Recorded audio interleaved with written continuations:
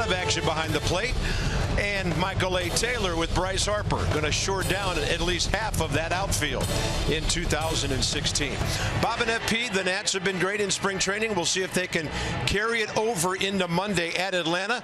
One final game today, and kind of a fun one here last night with plenty of offensive action early in the game. You know, 19-4 is spring training record. It's 19-4, but they're playing so well right now. They have to be loose. And the lineup last night got a glimpse of what might be the starting 8 for opening day. We think it is. Ben Rivera got the party started with a leadoff triple, so you want to score early and often. And then Ryan Zimmerman, professional run driver inner guy. I mean, that guy knows how to hit with runners in scoring position, getting on top of a high fastball. And how about the bullpen last night? They were fantastic. Rivero, Kelly, Petit, Belisle, Trinan, and Papelbon all scoreless last night. So the bullpen looked good. The offense looks good. I mean, they're ready to go. So let's play some games that count. Yeah, and some more at-bats for the guys today to get things ready for Monday. Looking forward to Atlanta, but a game to be played today. It'll be Joe Ross on the mound for the Nats. Ross, he of the impeccable control last year, hardly ever walked anybody and didn't give up many extra base hits.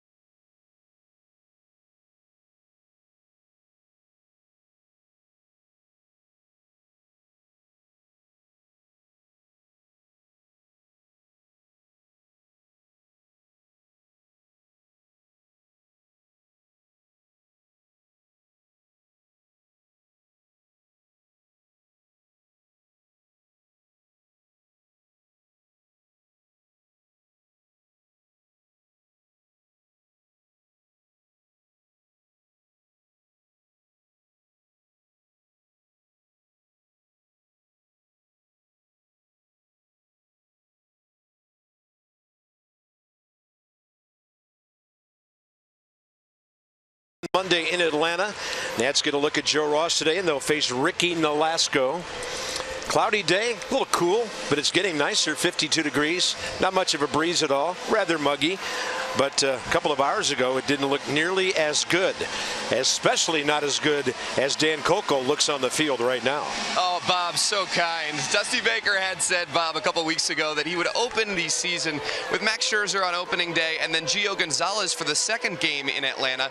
Today, he said the Nationals have made a change. It will be still Max Scherzer on opening day. Now Steven Strasburg will get the ball for the second game in Atlanta after that off day on Tuesday. What the Nationals are going to do early on in that series in Atlanta, they're going to have Gio Gonzalez and Joe Ross available out of the bullpen if needed for those two games. Obviously, they hope to avoid both of those starters in a relief role, but they will be available if necessary. They're not ready quite yet to announce who will get the ball for the home opener on Thursday and beyond, but it will be Scherzer and Strasburg to start the season, not Scherzer and Gio. Well, nothing like a lot of right-handed firepower in the first two games of the regular season. On the road, and Bryce Harper takes the field along with the rest of his teammates. FP will set the defense in a moment. First, the Twins. Miguel Sano, last season, .269. He only played in 80 ball games last year, comprising 279 at-bats. He had 17 doubles, a triple. He is a speedy outfielder, and Minnesota, this is a young ball club to keep an eye on for years to come. They've got a lot of upside. Joe Mauer is going to DH today, but really, bunch of young guys making their way in the AL Central, and here's Joe Ross coming off a 5-5 rookie season.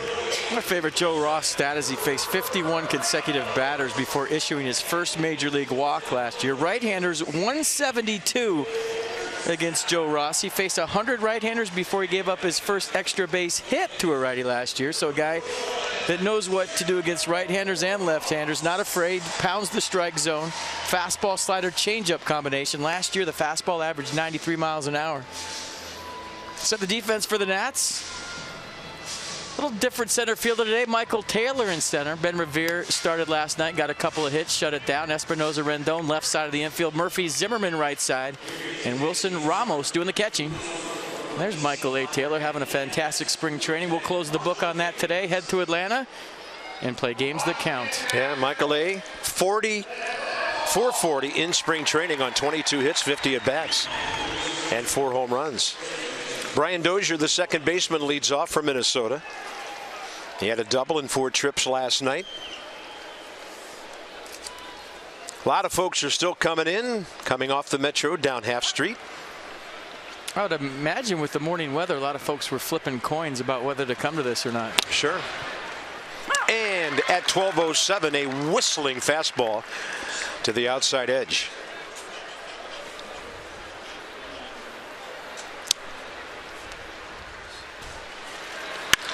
And a ball high in the air, left center and deep. Worth going back, and Minnesota has a leadoff home run. That's Dozier's 4th of the spring. He hit 28 and drove in 77 last year.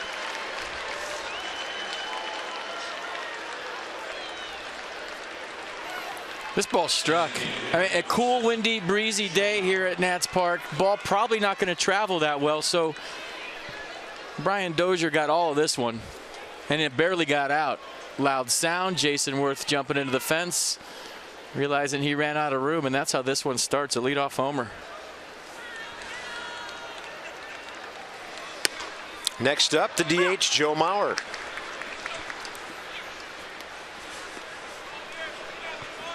They give Joe a bit of a rest off of his feet after playing first base last night.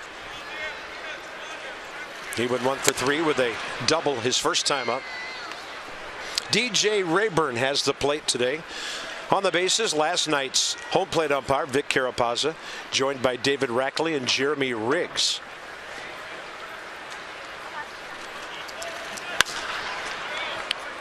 Pretty amazing when you think it was 15 years ago now that Joe Mauer was the #1 overall pick.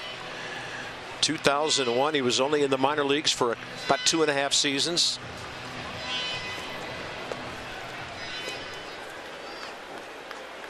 At the age of 33, still solid for these Twins, and a real leader on this ball club now with Torrey Hunter gone, as we discussed last night. There's another overall #1 pick. And another one will pitch, as Dan said, Wednesday in Atlanta. 2-2 to Joe Mauer. Ross taking a long time here. So I'm confused who has a home opener, but I'm sure we're all going to find out soon. And Dan's saying that Gio's available in the bullpen, and so is Joe Ross. Does that mean Tanner Roark has a home opener? Does that make sense with the days? I'm not sure. Yeah, and playing the Marlins, right? Yeah. You'd like to have a power right-hander to take on Giancarlo in that lineup. That'll be an interesting call by Dusty. I mean, I have to be honest, I was looking forward to Steven Strasburg having the home opener. But rain delays and rain outs and shuffling guys around, that didn't work out. 3-2 pitch. Right side.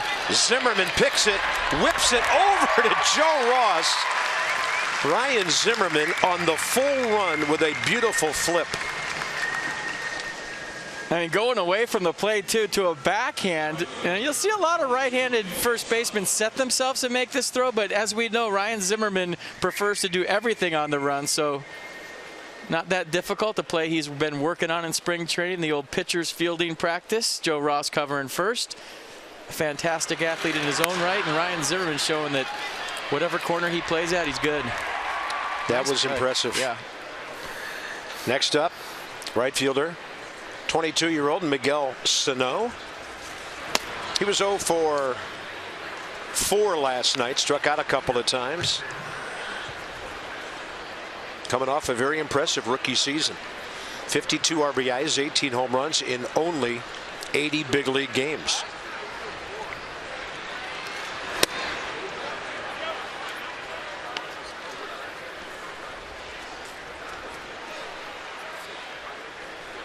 Last year, Joe Ross, 69 strikeouts, 21 walks in 77 innings. 16 appearances overall, made 13 starts. This one near the right field line for Bryce Harper. Catches it while it's still fair, 2 outs.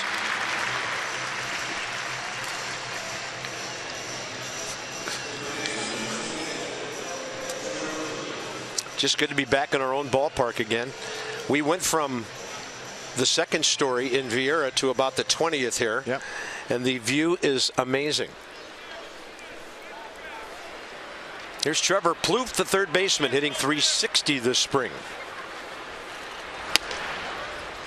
Yeah, as a defender, you love playing behind guys like Joe Ross because he gets it, he throws it, he's in the strike zone. You know the ball is going to be put into play. Although he can go strikeout mode. You remember against the Pirates last year when he struck out 11. That ball is scorched into right field.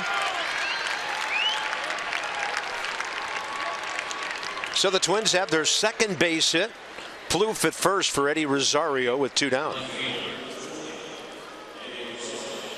That can also be a dangerous combination on getaway day. The last spring training game, you have a strike thrower. Teams want to swing. They want to get out of here. They're trying to speed up the game. So, yeah, you know, that combination of throwing strikes, you could run into a lot of barrels on a day like today. Rosario, 24 years of age, from Puerto Rico. 13 homers, 50 RBIs last year.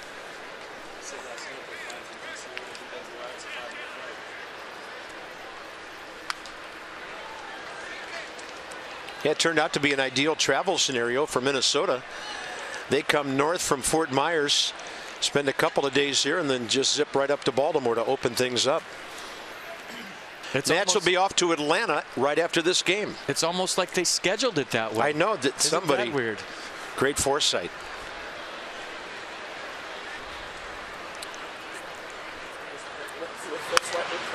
And I know, as an old Expo, with old in parentheses, you were crowing this morning about what happened in Montreal last night. Yeah, full house. Pedro Martinez, Vladimir Guerrero there. 48,000, whatever. I mean, it was nice to see the Expos fans, and I still think if they get a team up there, that they will flourish. But we'll see. I think it costs about $1 billion to get a team back up there. So, yeah, anybody got a spare $1 billion laying around their couch? Buy the Expos. Let me make some calls. Ball picked out of the dirt.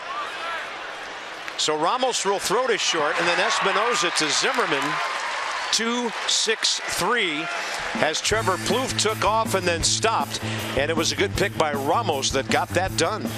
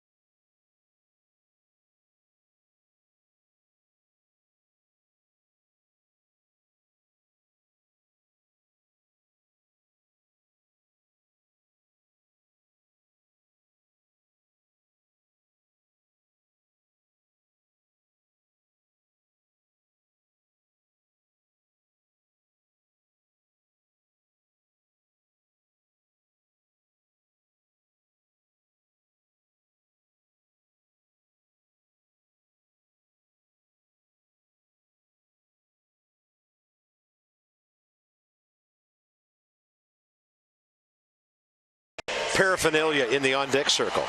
173 runs, 33 homers. Michael A. Taylor leads off. 22 for 50, 4 home runs, 15 batted in. He's also 3 for 3 swiping bags. Michael A. will get plenty of playing time this year. Ricky Nolasco signed a 4-year, $49 million contract prior to the 2014 season. And this year he found himself in spring training FP fighting to be their 4th or 5th starter. Yeah, they just named him the 5th starter. They optioned Tyler Duffy to AAA Rochester. Duffy as a rookie was 5-1 with a 3.10 in 10 starts. Nolasco a 5.64 ERA over his last 2 injury-affected season for the Twins. Fastball, slider, curveball change the repertoire. Fastball, 90 miles an hour. Yeah, Ricky Nolasco last year not able to pitch a whole lot. 9 games, 8 starts. He hurt his right elbow after his first start of the season. When he came back later, he hurt his right ankle. Toughed it out. Made the last start of the season for Minnesota. Career record of 100 wins and 89 losses. And he was 11-11 as a rookie back in 06 with the Marlins. Part of that remarkable rookie class they had that year that the Nats got to see up close. Ryan Zimmerman had a real shot at Rookie of the Year that year. But they had Ricky Nolasco, Scott Olson, Josh Willingham, and Hanley Ramirez, who was the Rookie of the Year instead of Zimmerman. Dan Uggla, I think, was part of that action as well. Taylor reaches out, and that's a base hit, even if Escobar had picked it up. Take it into the regular season, Michael A. Taylor. Oh, there goes a no-hitter. Michael Taylor got a 2-seam fastball down and in. And so you pitch him in, he's pulling it. You throw it him away, and he's going the other way. It just doesn't matter. He's locked in. So yeah, start saving those. Anthony Rendon next. Anthony had a walk, a run scored, and an RBI double, 1 for 2 last night.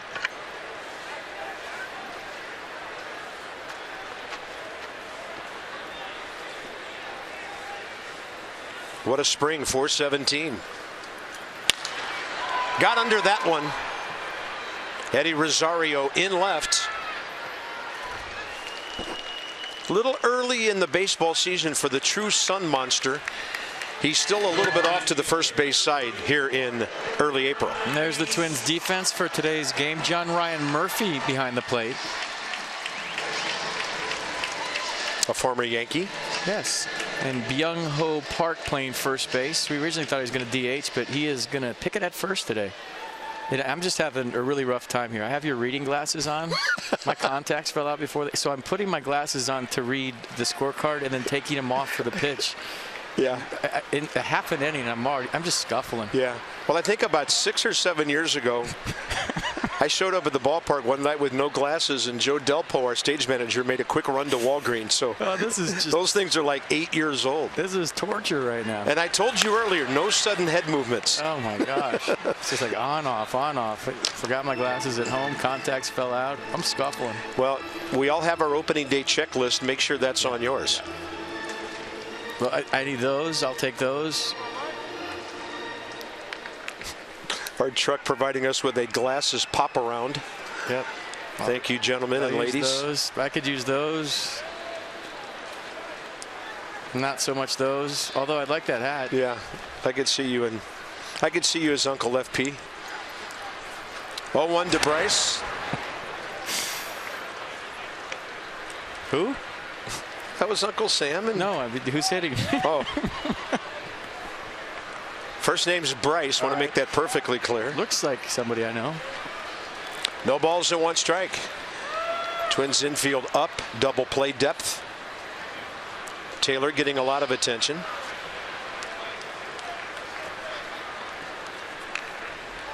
Big gap left center.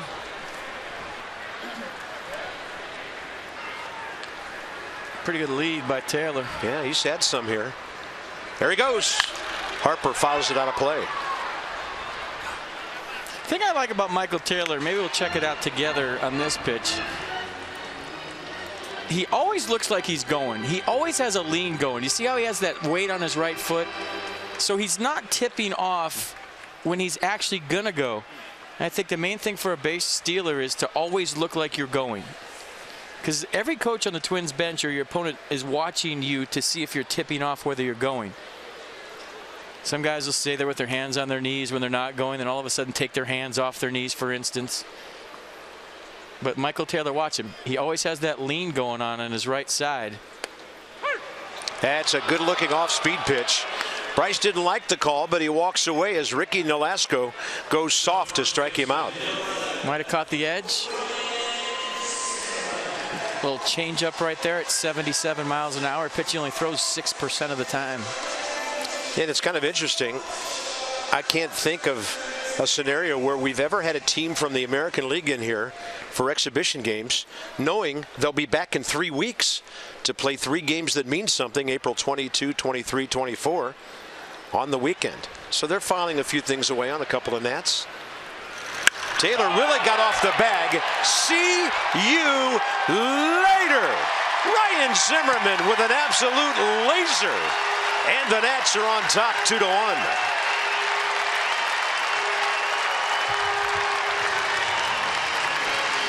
How did that sound, Nationals Park?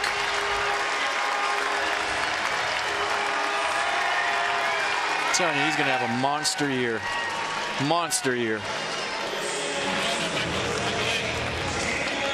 And I mentioned it yesterday, Carp, the whole Jeff Kent, Barry Bonds thing when Jeff Kent won the MVP, hitting behind, and that probably hurt his hand. Yeah, that was hit hard, sir. Ooh. But there's going to be so many table scraps for Ryan Zimmerman, and a guy that's a professional in driving in runs. There's so many opportunities for him this year. Daniel Murphy hits one well. That is uncatchable. And it is out of here. Murphy driving the ball to the opposite field. 3-1 on his first spring training home run.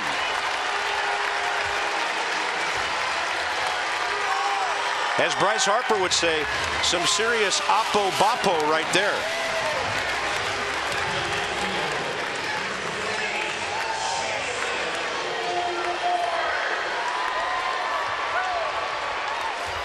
Well, that ball had tons of backspin to it. I thought it was a double off the bat. It just stayed in the air.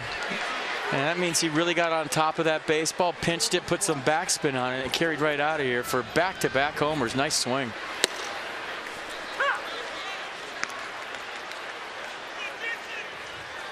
Knocked down 2-iron the other way.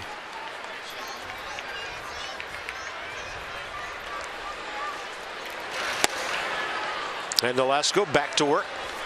And he's given up his second and third home runs of the spring. I think you called it an 11-10 game before the game, so you're right on, mister. Oh, please.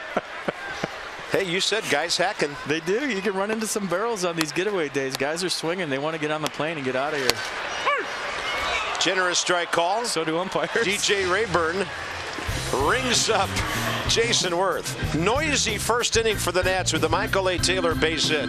Ryan Zimmerman, a monster shot, 3/4 of the way up toward the walkway. And then Daniel Murphy goes opposite field.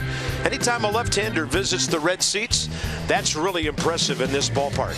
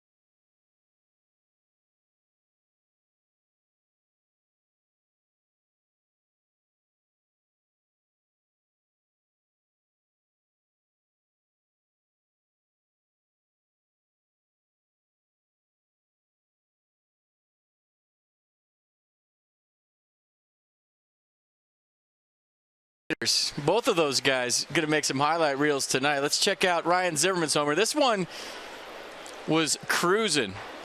Hit his hand, but but watch this one right here. Watch the kid with the glove over the rail. That is mid-season form. That kid's ready. Call him up. He came ready to play. He did. He brought his glove. He made a nice play. And that was fun watching a couple of taters in the bottom of the first. There you go. Selfie. Caught it. Everybody dig me. I love it. Phone blowing up right now.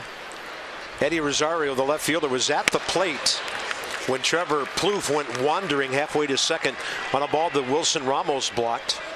In that first inning, Joe Ross, 16 pitches, 9 strikes.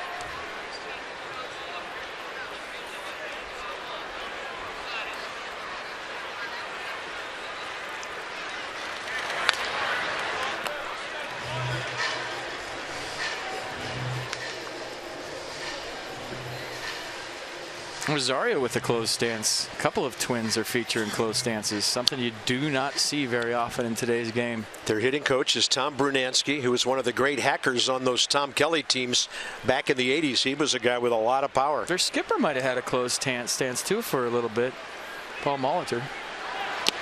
I don't think it was pronounced closed, but I feel like I see him with a little bit of a closed stance in his playing days. I just don't think guys use it anymore because you get paid for the home run, and sometimes you block yourself off when you start closing. It's hard to get to that 98-mile-an-hour fastball in your hip. Tom Brunansky on those great Twins teams with Kirby Puckett, Ken Herbeck, Dan Gladden, who, by the way, is a couple of doors down from us doing radio for the Twins with Corey Provis on the Twins radio network. Boy, those were some ball clubs. They would wear you out in that Metrodome. 2-2 pitch. Foul tip on a fastball, and Ramos grabs it. Joe Ross, first strikeout. See, closed stance. Where is this pitch right here? It's a fastball in, correct? And maybe that's why guys don't go to that closed stance, although Rosario kind of opens up his front foot to get to it. But it's something that was all the rage in the 70s, maybe the early 80s, and you just don't see it very often anymore with hitters. I'd say what, about 2 and 20, maybe more. Yeah.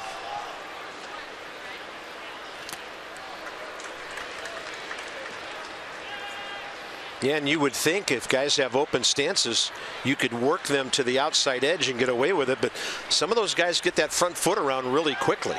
And we'll watch Wilson Ramos leading off the bottom of the second. His stance was so open last year that his foot was on the line, but this year he's closed it up a tad. He's not quite as open as he was last year, something he and Rick Shue worked on. They've been going over video when he was absolutely locked in, and he just wasn't that far open, so they've actually closed him up. He's still open, but they've closed him up a lot. 0-2 with 1 out to Byung-Ho Park, who's done some damage this spring. He has struck out a lot. Susceptible there to off speed. That's his 15th time striking out in spring training. Pretty good slider right here from Joe Ross, 83 miles an hour. Starts in the zone, drops out of the zone. Probably looked like a fastball to Park the whole way, and had some good tight late break. Yeah, had him taking a one-handed swing by the time he was done. Here's the shortstop, Eduardo Escobar.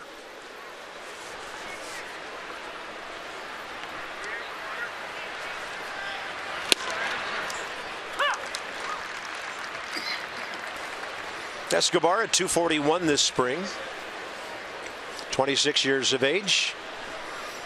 Yeah, another Venezuelan shortstop.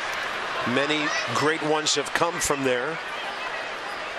He hit 262 for the Twins in 127 games last year. That is awesome. We can't shut up. I'll be viral if we shut it.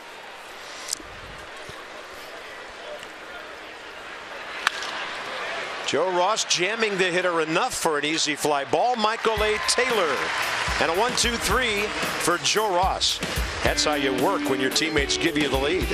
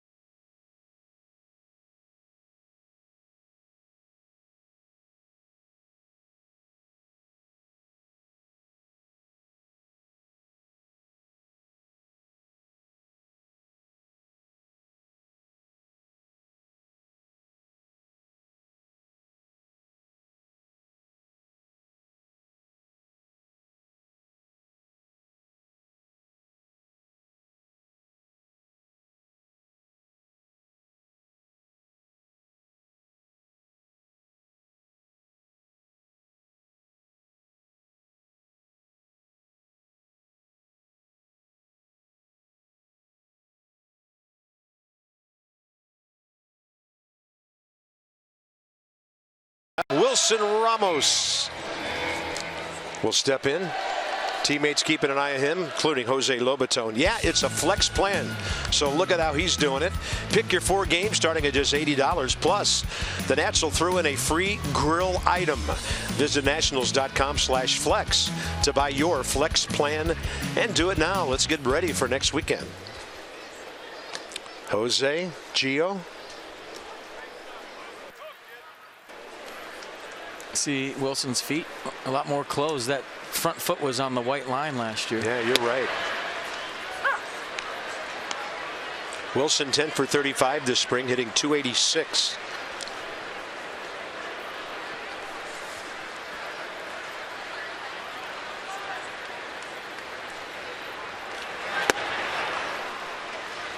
Getting to the outside pitch, one thing, but trying to reach one that's that far off the plate, tough no matter where you're setting up. Ricky Nolasco throwing a good breaking ball. He threw a lot of curveballs last year, and the Twins guys I talked to didn't know how much that had to do with the elbow problems, but it shut him down early in the season. Pretty good pitch by Ricky Nolasco right there. Didn't get the call. Yeah, DJ Rayburn's been pretty generous.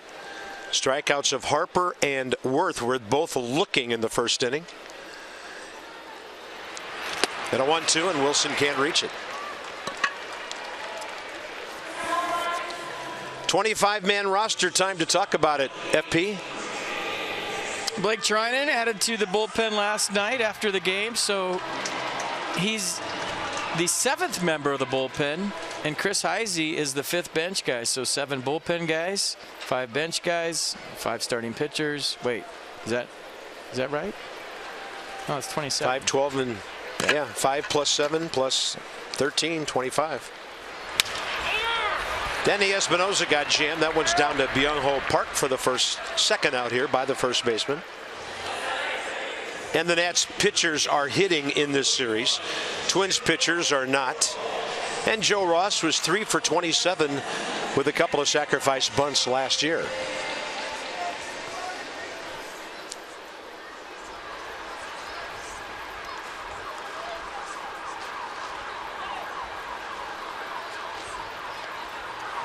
Dusty talking after the game last night how impressed he was with Blake Treinen.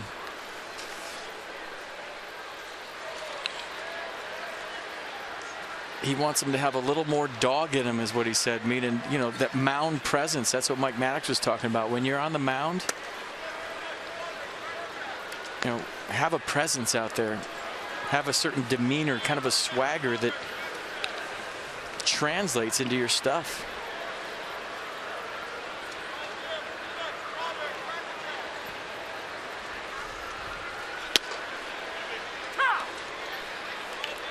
That guy has it.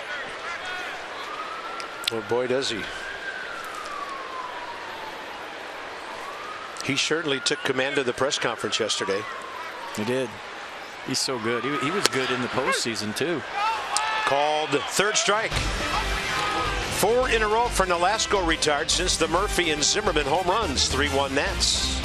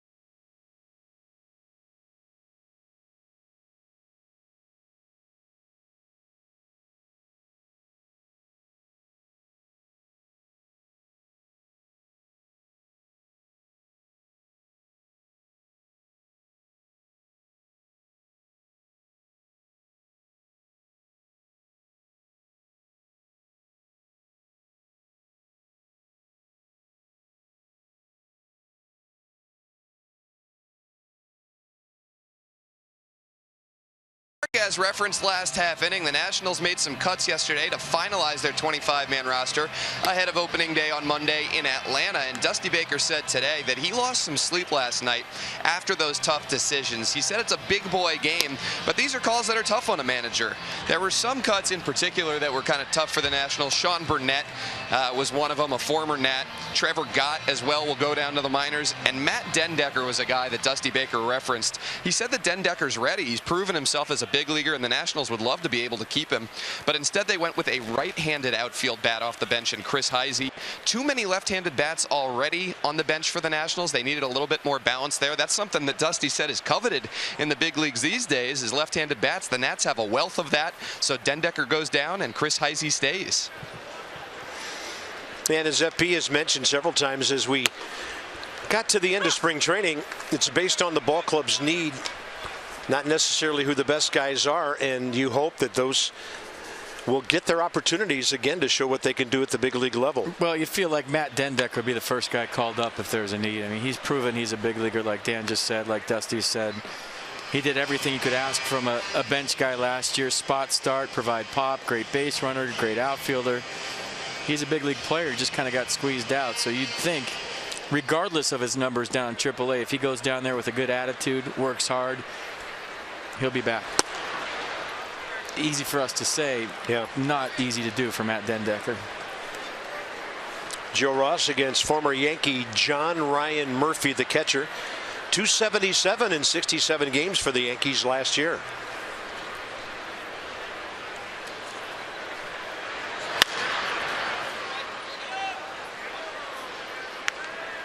And I asked you probably one of the dumbest questions I've ever asked you before the game, and that's saying a lot.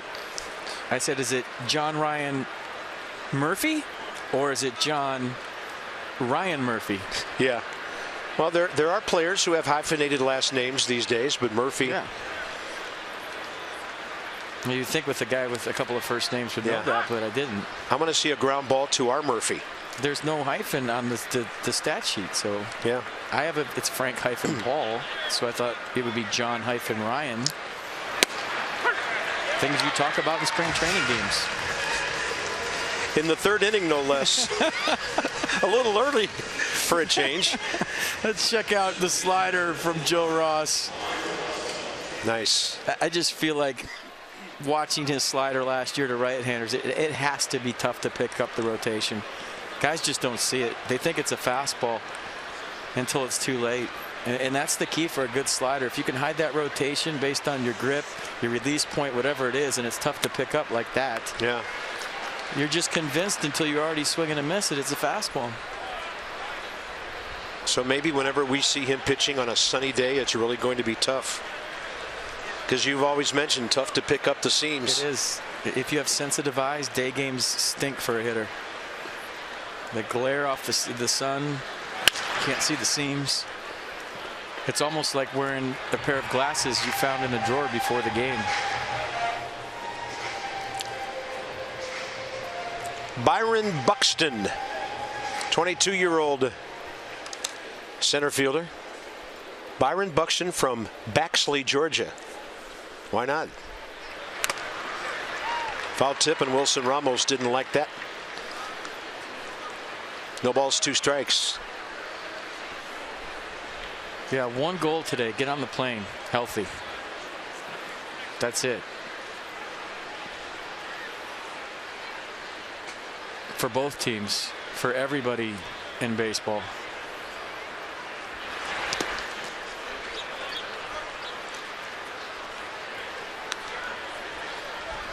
And I mean, saw what happened to A.J. Pollock yesterday with the Diamondbacks. Best wishes go out to him. You just want to get out of camp healthy. 1 ball, 2 strikes. Yeah, it's a blow to a good ball club. Joe Ross, skate deflection. Espinosa, bare hand, but Buxton too fast. You see Ryan Zimmerman cheat right there on the throw? Oh yeah, he's learned that. Try to buy the call and come off the base. He knew that Buxton can run. He probably knew he was going to be safe, but he tried to sell the call. Nice play by Danny Espinosa. He knew a bare hand, underhand throw was all he really had. And look at Ryan Zimmerman coming off the base trying to sell the call. But with the speed of Buxton, no chance. 1-on-1 out. Brian Dozier, high drive into the bullpen, left center, first time up.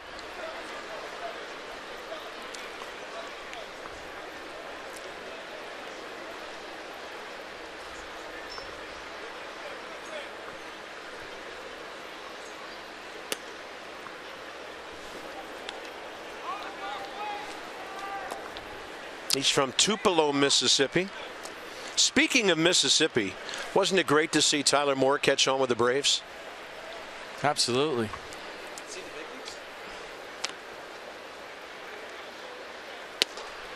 I mean, he's basically home if he plays in Atlanta. Closest big league team.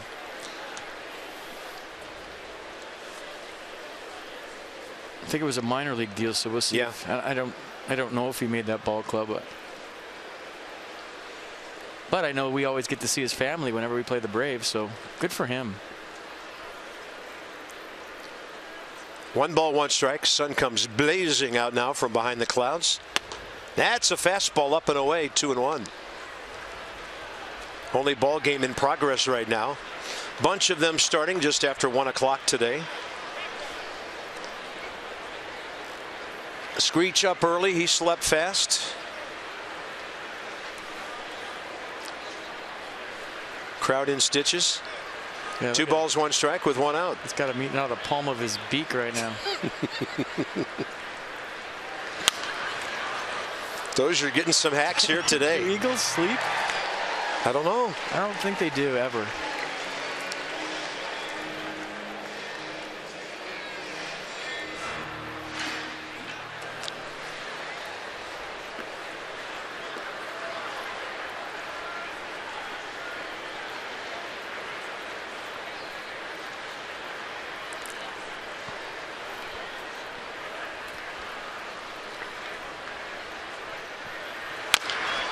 That's a chopper third base line, and Rendon will grab it to make sure it's foul and stays there.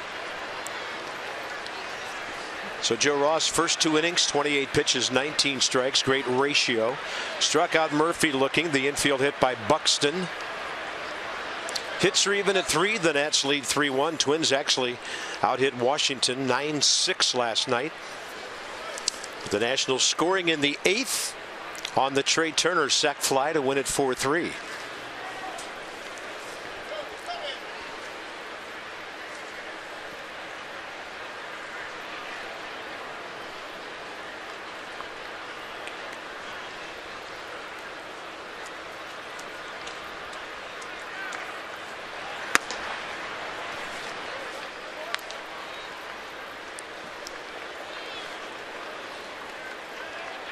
Buxton, just a couple of stolen bases last year, but he is fast. Full count, 1 out. Joe Mauer, the DH, on deck.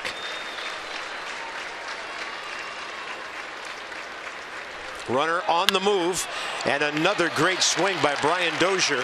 That'll send Buxton over to third base easily. First and third, 1 out. And Brian Dozier in these 2 games has 3 hits, 2 for extra bases. He's ready, locking it in for opening day, and you watch Buxton get a pretty good jump here in a 3-2 count. He's looking in all the way, hoping for contact, and if that was a little lower, it's a double play. It wasn't. It's first and third, so nice piece of hitting by Dozier. Next up, Joe Mauer, who's DHing today. Slider a little up from Joe Ross, and Dozier took advantage.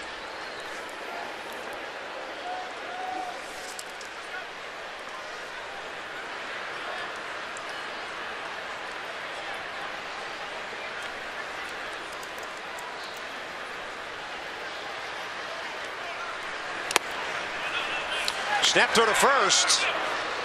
Ramos alertly to Zimmerman. Ryan was in front of the bag.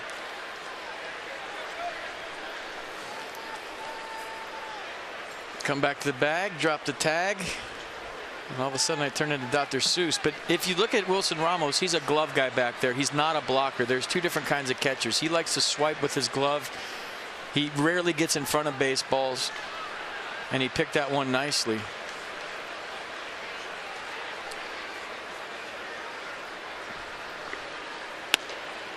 Fastball, a beauty, inner half. And I think Jose Lobaton, on the other hand, is a guy that gets in front of everything, uses his chest, where Wilson Ramos uses his glove.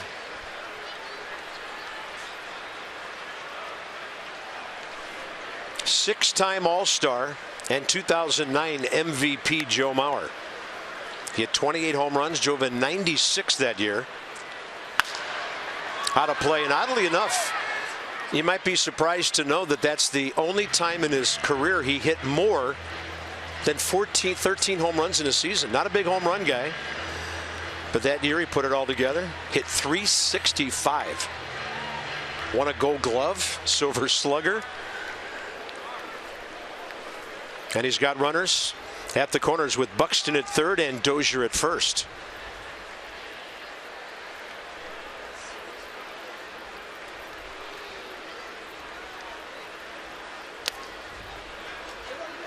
Good example right there. Wilson Ramos going to the backhand glove, where you'll see a lot of catchers slide over, especially with the runner on third, and get their chest in front of it. Wilson Ramos, a glove guy, using that glove.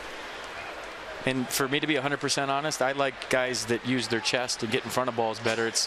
It's a more safe method of keeping the ball in front, especially with the runner on third. Yeah. Well, little things behind the plate can keep the double play in order. I think you have to block that ball. 2-2. Started out near the left field line and then sliced out of play. Could be a spring training last day thing too. Who knows? But seeing Wilson over the years, he likes to use his glove at balls in the dirt. There's a guy who can block him, Lobaton. More than his chest.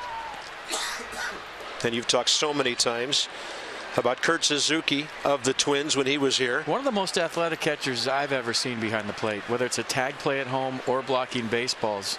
I mean, he's a guy that loved to slide around on his shin guards, block baseballs.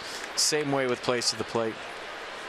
2-2 again, and that went right by Joe Mauer's jersey.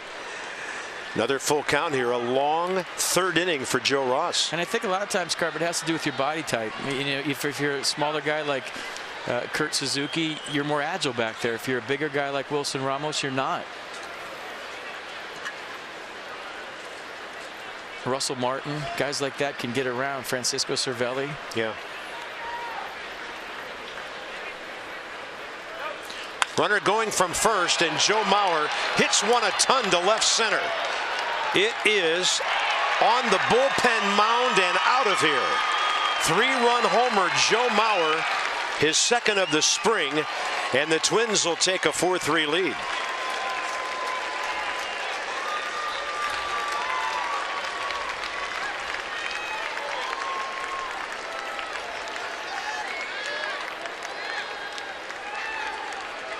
A little slugfest working here at Nats Park today, last day of spring training. Another flat slider from Joe Ross, I think.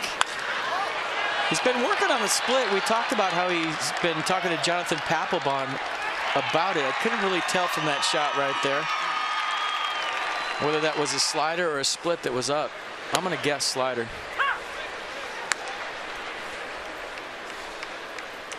Joe Mauer, 11 RBIs in spring training for the Twins.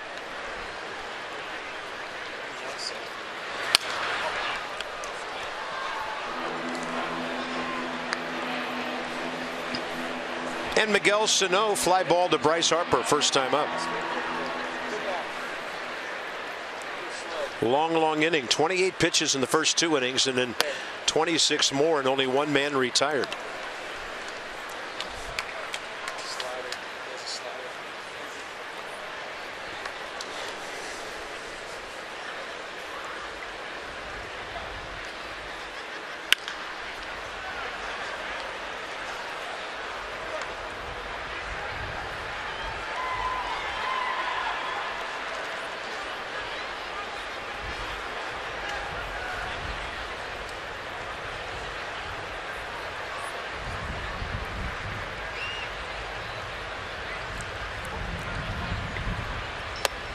Got him. Little check swing by Sano. Ball stayed in the strike zone. And Joe Ross has strikeout number 4. Pretty good slider there from Joe Ross. He was on top of this one. Watch where his fingers are on top of the baseball out front. He gets the late break, and you see on pitch track everything down the zone. And when you get a reputation as a strike thrower in this league, a guy that's fearless, pounds the zone, It's not about just throwing strikes. It's about throwing quality strikes. And the reason why is teams are going to come out and try to swing. They know they're not going to get into a count. They know they're not going to work a walk. They know that Joe Ross throws strikes. So we saw that a lot with Jordan Zimmerman, that if he wasn't hitting his spots and throwing quality strikes, he could run into a long day. And the same applies for Joe Ross. He's got that reputation now. Teams are going to come out hacking. He has to be down the zone. That slider has to be working. And the sinker has to be working too, because guys are going to be swinging. That went upstairs, and Trevor Plouffe fouled it back. Opposite field, base hit, first time.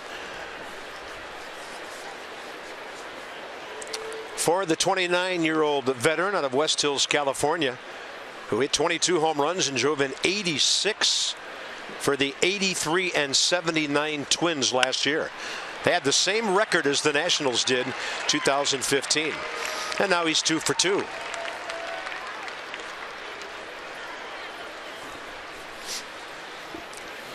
So a little teaching moment for you guys. It's called reading balls in the dirt. We go back to the first inning. Watch Trevor Plouffe on first base. He reads the slider in the dirt and then stops once Wilson Ramos picks it. And if you're going to read balls in the dirt, there's no percentage in stopping. It's a good read by Plouffe. Keep going. The worst thing that turns into is a delay steal.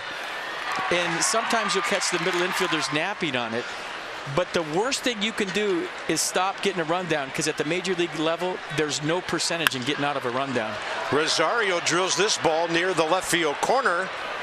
Jason Worth, a safety slide on what's a foul ball. And it goes back to organizational philosophy. If you have a skipper that says, hey, we're looking for balls in the dirt, we're going to advance, I don't care if you get thrown out, we want to be aggressive. You're reading the down angle of the pitch. As soon as you see the catcher go to his knees, you take off. And if you get thrown out, you get thrown out. But the worst thing you can do for you younger players, if you have a manager or coach that's telling you to read balls in the dirt, is to stop. You're rarely going to get out of a pickle.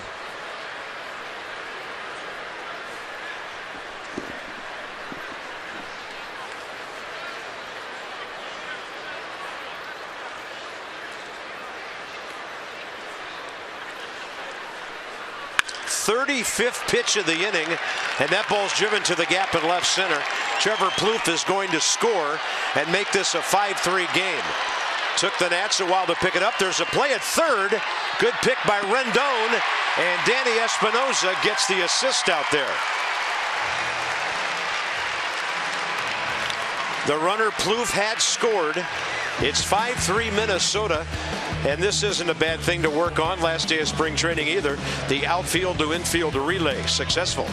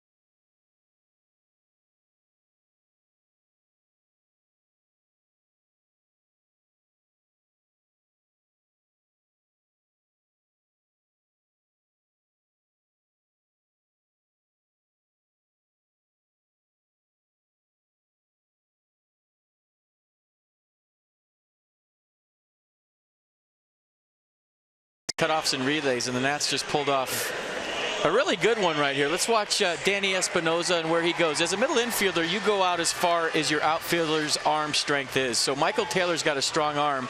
Danny looking over his shoulder right there to see the runner is another good thing, and then he knows Michael Taylor's got a strong arm.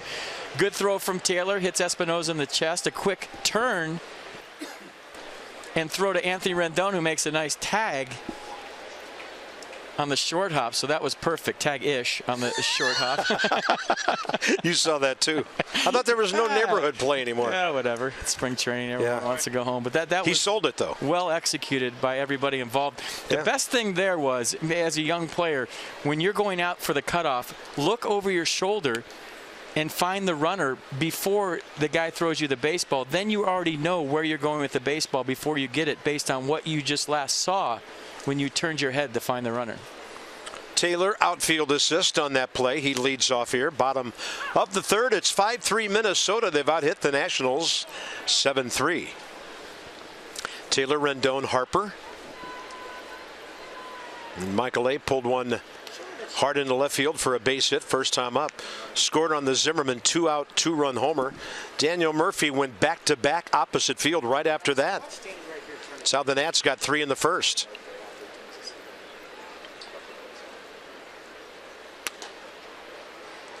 Borderline call. Hitter got that one, 3-1.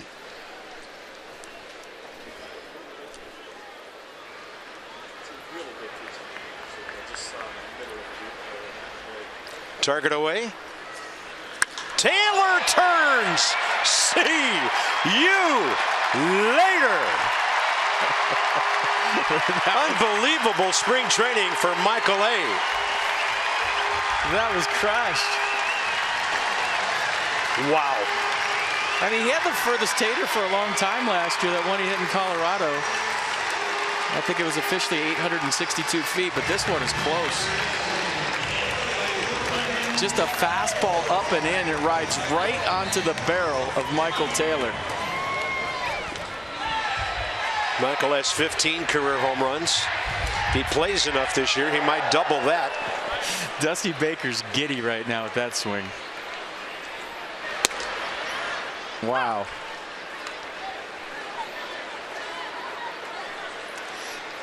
That's where a veteran comes over and taps you on the back and says, that doesn't count.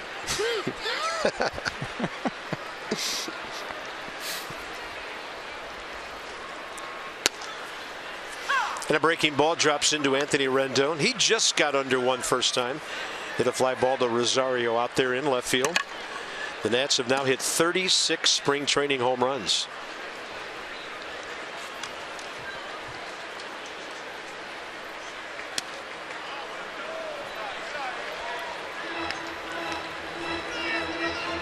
So Ben Revere with a double and a triple last night. Michael Taylor with a single and a homer today. That's a cycle between the two. It's pretty good. It's a nice platoon to have. Nice problem if you're Dusty Baker. Hey, you need all of them to get through 6 months.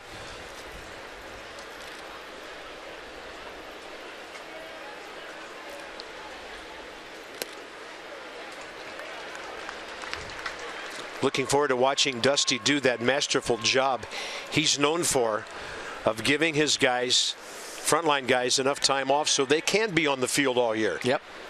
And they're fresh in September when you're thinking games are going to really matter. Let's watch the Tater again. This is a far Michael A. Tater. Two-seam fastball. Watch it run in. Pulls his hands in. Barrel the baseball. And that ball's just destroyed. Whew. I hit the moon. Did you see that? Hit one off the moon. We got a memo this morning that moon is operated by remote control and can do all sorts of things. Yeah, up there. we got a 4-page email on it. I think that somebody was watching. I think there's actually people stationed in it, and they're going to put it in orbit soon. So there is a man in the moon? Yes, there's. Or a lady in the moon? It's just it's a work of modern technology that's amazing in every way. Well, that was a moonshot by Michael A. Taylor, and in more ways than one. I can't even see the strings holding it up. No. Bryce Harper called out on strikes as Ricky Nolasco dropped a nasty changeup on him first time up. Bryce this spring, 9 strikeouts, 7 walks, 13 hits. Lost the grip on that change.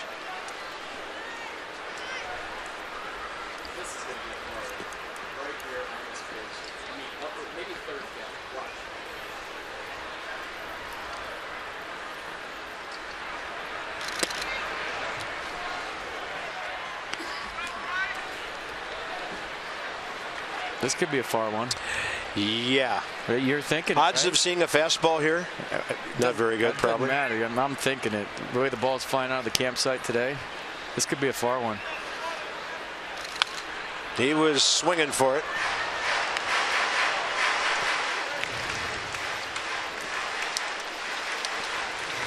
Nationals Park. Ball game got underway at 12:07, and then it was bombs away. Twins have hit a couple of homers. The Nationals have hit 3, including Ruthian clouts by Zimmerman and Taylor, with a Daniel Murphy opposite field home run to deep left center mixed in. Not biting, and now it's 3-1. Okay, this one's going to be for it.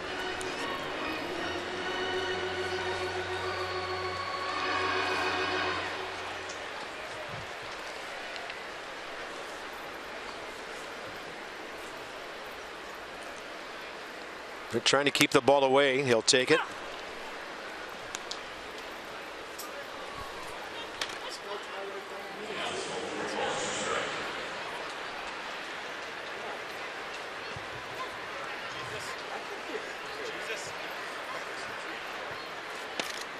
Good take, and Bryce draws the walk. Ryan Zimmerman, unbelievable home run here, first time up, and here's Dan with more. Bob, right after Ryan Zimmerman made contact on that home run in the first inning, Dusty Baker let out a yell and tossed both of his arms up in the air. It's a lot different than what we saw under Matt Williams when he was managing here. Now, that's nothing against Williams' stoic style. Different managers have different ways of going about it, but Dusty's clearly not afraid to show some emotion. After Michael A. Taylor's homer, he shook his head, he started smiling. Not afraid to kind of show those pearly whites and let his guys know he's happy. Well, he'll be smiling a lot if he keeps these guys on the field. I'm telling you what, if you come to a game at Nats Park, he's one of the few managers in baseball that's worth watching during the game, because he shows his emotions on his sleeve, whether it's good or bad. I mean, there's times when he'll turn around and be both hands over his head, fist pumping the fans when something good happens. It's going to be fun to watch. That ball hit way out in front of home plate. I mean, and a good block by John Ryan Murphy. If we could, we should have a camera that's on Dusty all the time, just the Dusty cam this year, because it's worth watching. Trust me.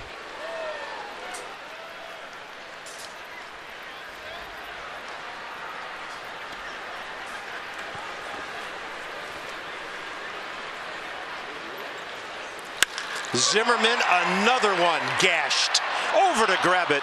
Eddie Rosario. Bryce Harper has to hustle back. Ryan Zimmerman is locked in. Has been.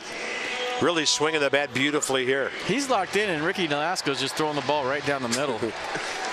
Zimmerman had a opposite field RBI double last night. There's another loud swing, contact. Whew. There's been some hard hit balls on both sides today. Daniel Murphy went about 400 feet slightly opposite field to the red seats first time up. Foot down real early. First home run of the spring, RBI number 6. And see how close he is to the plate. That's something he did last year for the first time. He used to be off the plate, was satisfied with hitting the ball to left, but decided to get on it and start driving the baseball. By the way, we saw that note on Dusty Baker, second among active managers. Bruce Bochy, couple dozen wins ahead of him among active skippers right now. Toes almost on the line. Plate coverage.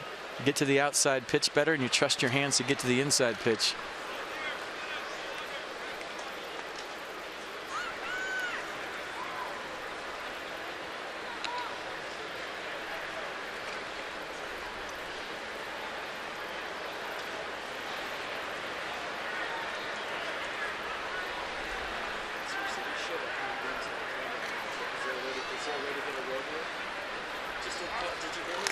Bryce headlong into first, second time in a row.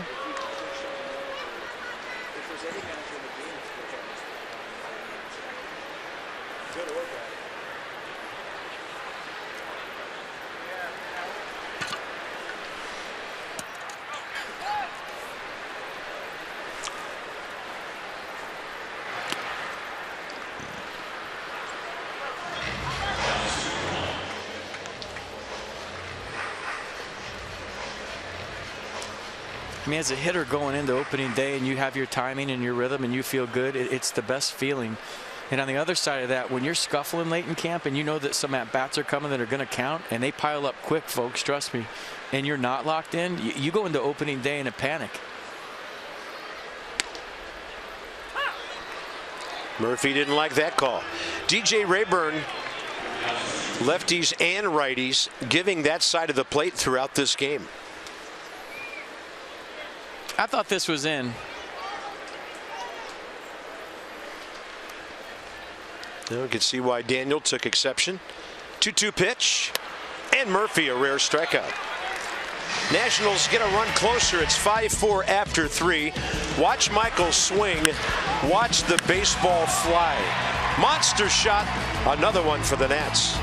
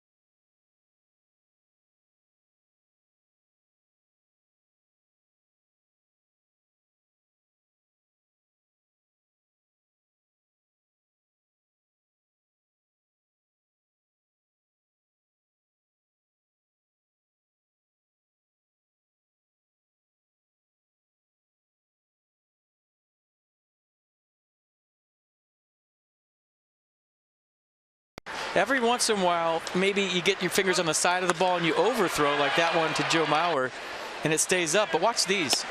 On top, out front, late break. Pretty nasty, right?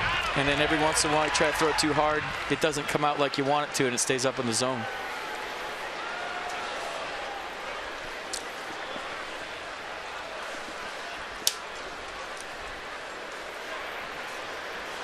Top of the 4th inning, Byung-Ho Park. Eduardo Escobar and John Ryan Murphy. Pitch number 64 coming from Joe. He'll tail that fastball and grab part of the inside corner on the way in.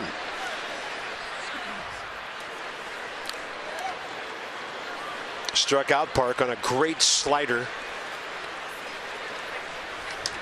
Second out of the 2nd inning.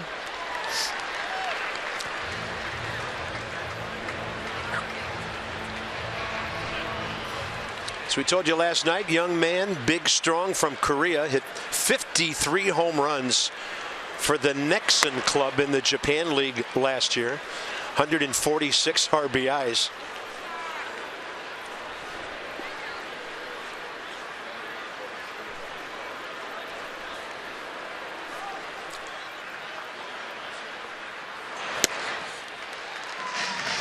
That's a breaking ball low and away. And Joe Ross racks up strikeout number 5. There's a good slider out front on top. Late break. Second strikeout for Park in a row. I think both times on sliders. Yep. Escobar, fly ball to center first time. Joe needs a quick inning here. Get his teammates right back in the dugout. He threw 35 pitches in that 3rd inning. Gave up 4 runs on 5 hits. Hit hard to Daniel Murphy. 2 down with the number 8 hitter, John Ryan Murphy, coming up.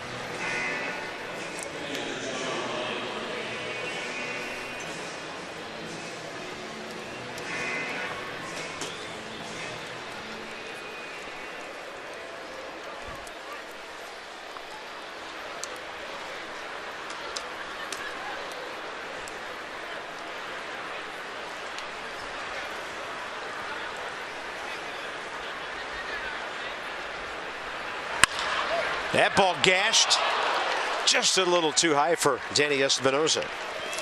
John Ryan Murphy 1 for 2 with that base hit.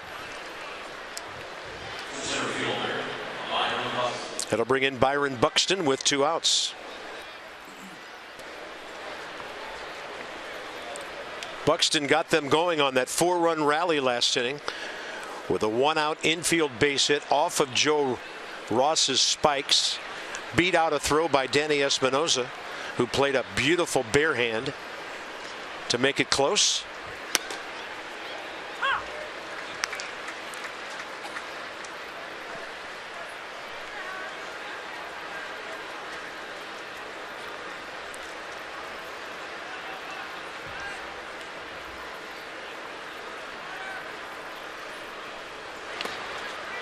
Ramos smothers another one.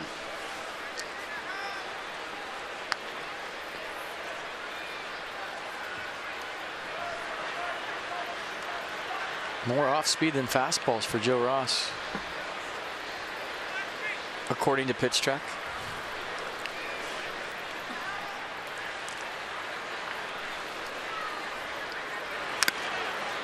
And Wilson Ramos took one hard off the mask or the helmet that time.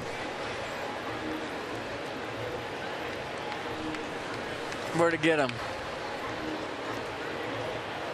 Top of the helmet. Right off the top.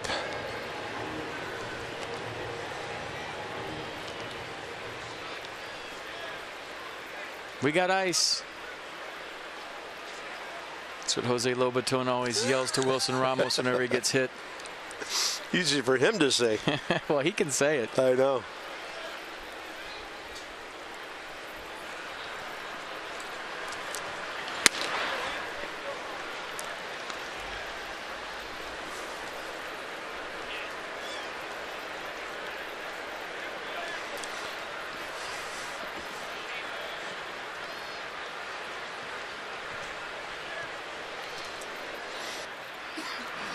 Two-two's the count. Short lead by Murphy. Swing and a miss on a breaking ball that ends up way outside. Each pitcher, Ross and Nolasco, with 6 strikeouts.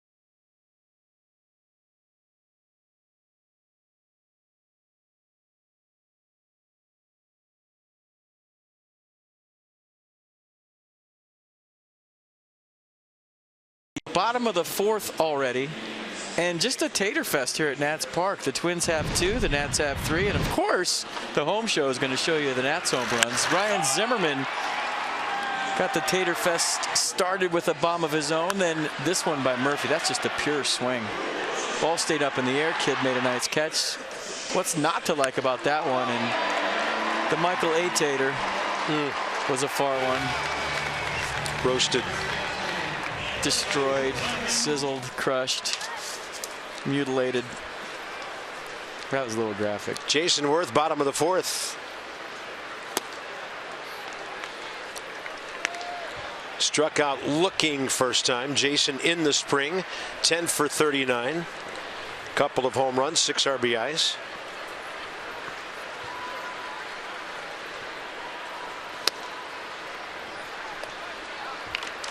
2-0. Good take.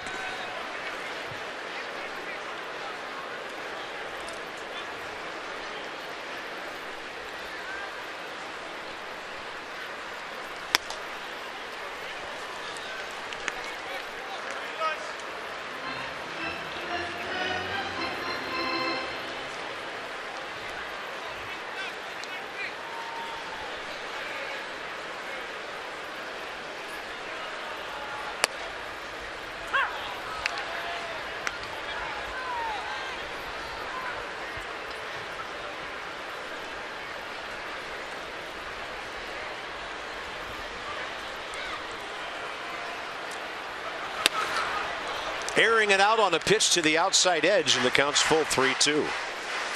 Wilson Ramos, Danny Espinosa to follow here, bottom of the fourth. There's a fine line as a hitter on days like today in speeding up the game and getting out of your zone that you're in. And what I mean by that is you really don't want to expand your strike zone to make an out just to get on the plane to get to Atlanta and get out of your rhythm if you got a good thing going at the plate. So yeah, you want to be aggressive in the strike zone, but you don't want to do anything foolish to mess up your swing, your timing, or your strike zone just to speed a game up. Worth reaches out, good contact, caught by Escobar. First out, bottom 4.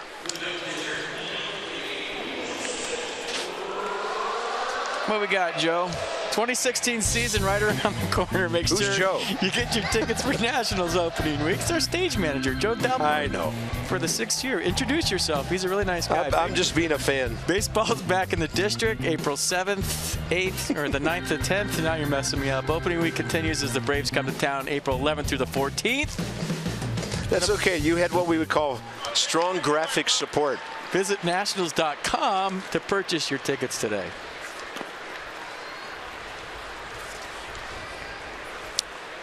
Wilson Ramos struck out swinging first time up. Ricky Nolasco really used that breaking ball to keep the ball away from him. That one drops in.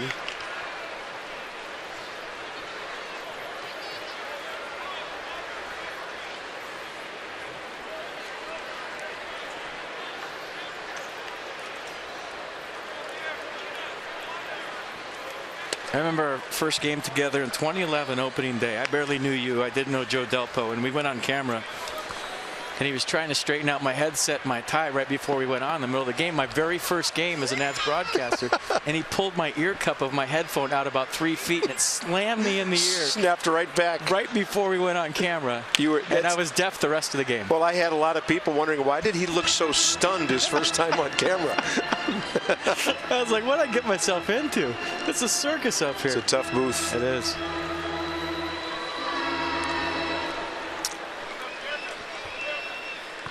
Smooth sailing since that first day. He said, tongue-in-cheek. Oh, it has been. It's been good. Has. 2-2 with 1 out. Up the middle, over the bag. From behind the bag, Brian Dozier. I don't think I'd mind watching Brian Dozier play every day. No. Guy brings a lot to the ballpark. He's kind of their team leader. You know, a guy that said, I'd come to the ballpark every day this year expecting to win, where maybe in the past it was hoping to win. Yeah. Well, this is a year, FP, for the young Twins to take some of those lessons learned from Torrey Hunter as he made his return. And now they're the guys leading the way.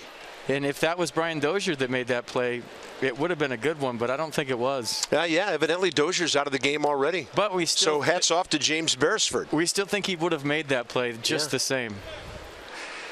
Things have a way of happening in spring training games that catch us off guard. Absolutely. So James Beresford is at second base. He made a play just like Brian Dozier would have. Brian, if you're in the clubhouse, we meant every word of it. We did.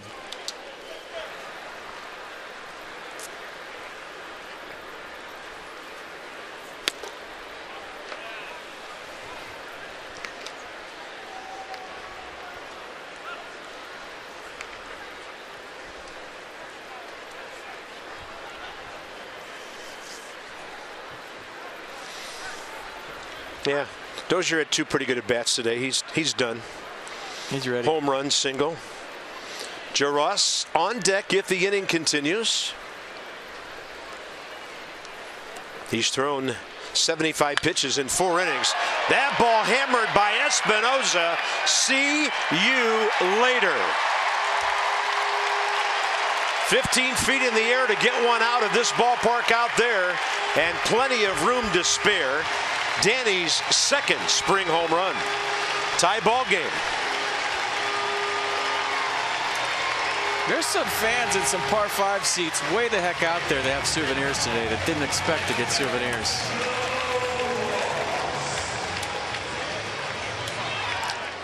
Fourth Nationals home run. So half of the starting 8 have gone deep. Ross base hit.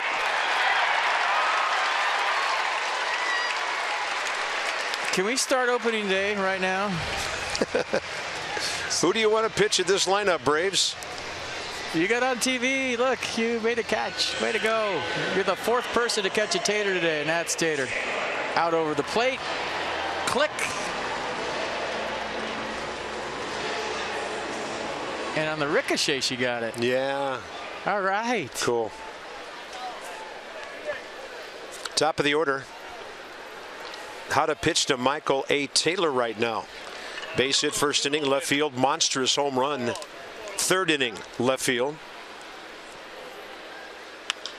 He just reaches out and hits this one about 365. He didn't even get that. Ball's flying here today. Byron Buxton with the grab, and we're going to go busting into the 5th inning here.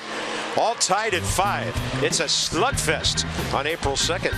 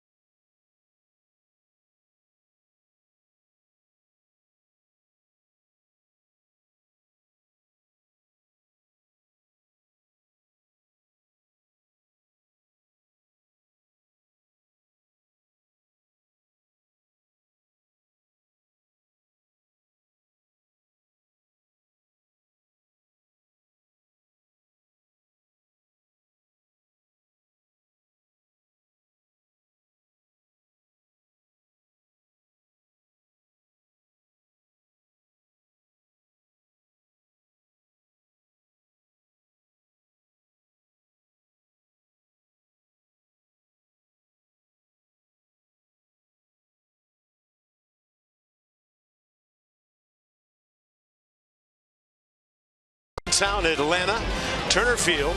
Yeah, thumbs up. We're ready to get it going against the Nats, against the Braves. Masson 2. Nats Extra gets underway at 3:30. Johnny and Ray are back with a half-hour pregame special. Opening day, 4 o'clock Monday from hot Atlanta.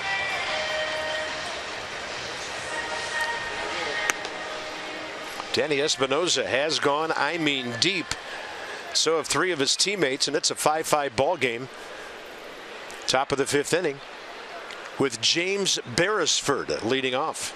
It'll be interesting to see what the post-game celebrations are like for the Nats this year. Yeah, we heard no chocolate syrup, right? No chocolate syrup. Yeah.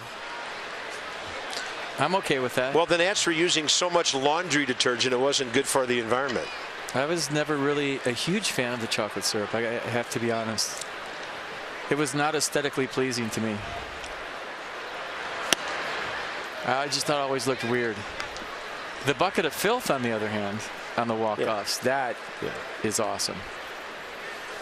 And has to remain a constant in that dugout. That's in there. 1 ball, 1 strike. Gatorade's always a good one, I guess. It's a safe play. I don't know. They got. I'm sure Max Scherzer's got something up his sleeve for this year. Some substance.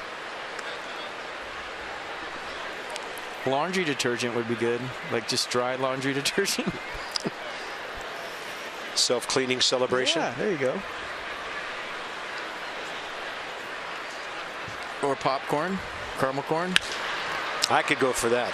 Yeah. Will it hang up enough for Worth? Jason gets there, falls out of the webbing of his glove. And as FP noted, whenever we see a play like that with Jason Worth, we hold our breath thinking about the wrist. Base hit for Beresford. So Beresford with a nice play at second base. And now slapping one to left. Jason Worth with a pretty good effort, just didn't stick in his glove.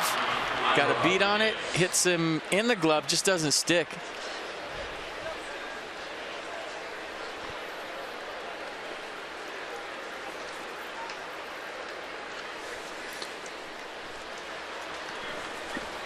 And now Jairo Rodriguez, a catcher, hitting for Joe Mauer.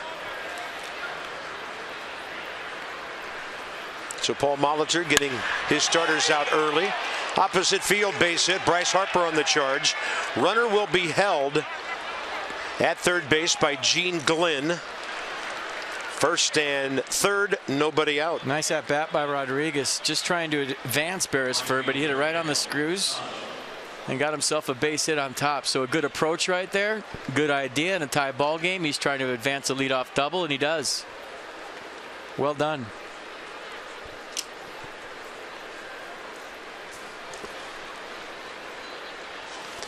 Here's Miguel Sano.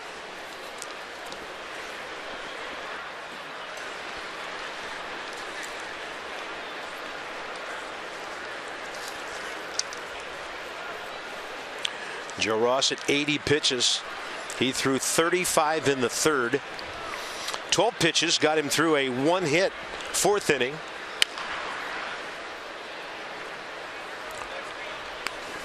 Nobody throwing in the Nats bullpen yet, but they will soon.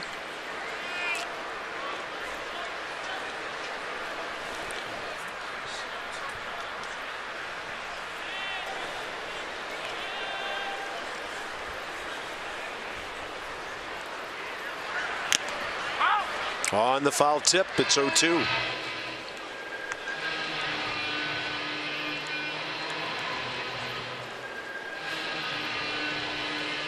Joe Ross concerned. He was trying to bury that sinker into Sano and left it right down the middle.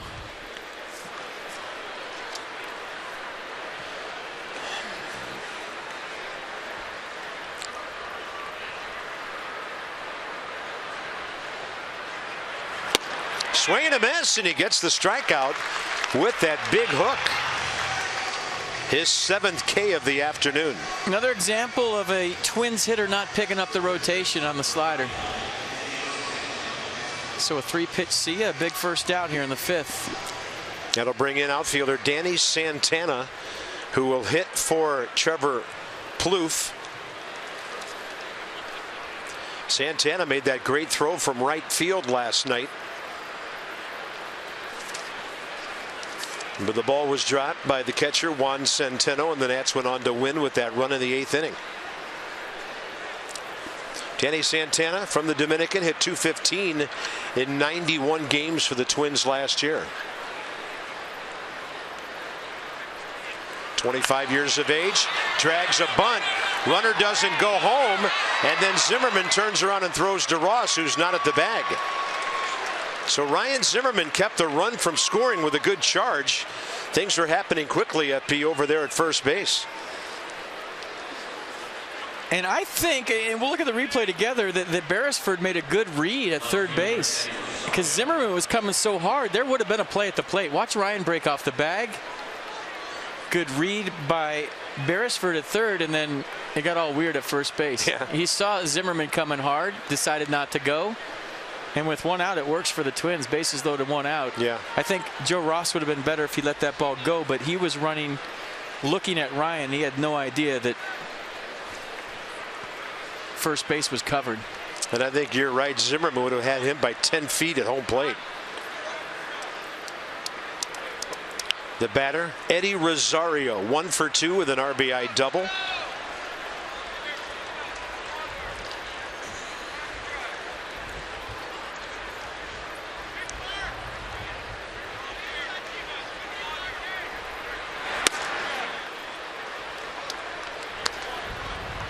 So let's look at it from high home, the way it kind of develops. Good job by Zimmerman charging, holding the runner at third. Then he goes with the over-the-shoulder throw.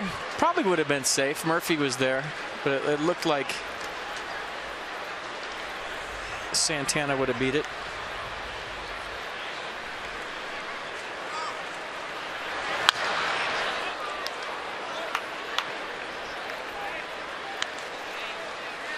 Inning started with a double by James Beresford. Went to third on a single to right by Jairo Rodriguez. And then Danny Santana with the bunt base hit.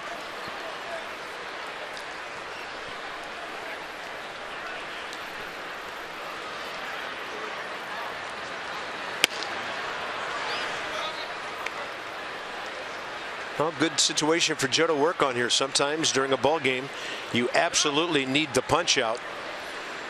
You certainly take a pop up. You'd love for the ground ball. But this is where third time around, you know, if you're going to pitch in this league for a long time, you have to have a third and fourth pitch, a changeup, a split, something these guys haven't seen before. And if you're just going fastball slider all day long, they got a good idea what you got, and it's just 2 pitches. Yeah, that's at least 2 runs. Bryce has it get by him. Third runner coming around. Digging for third, Rosario. He has cleared the bases, and Minnesota leads 8-5.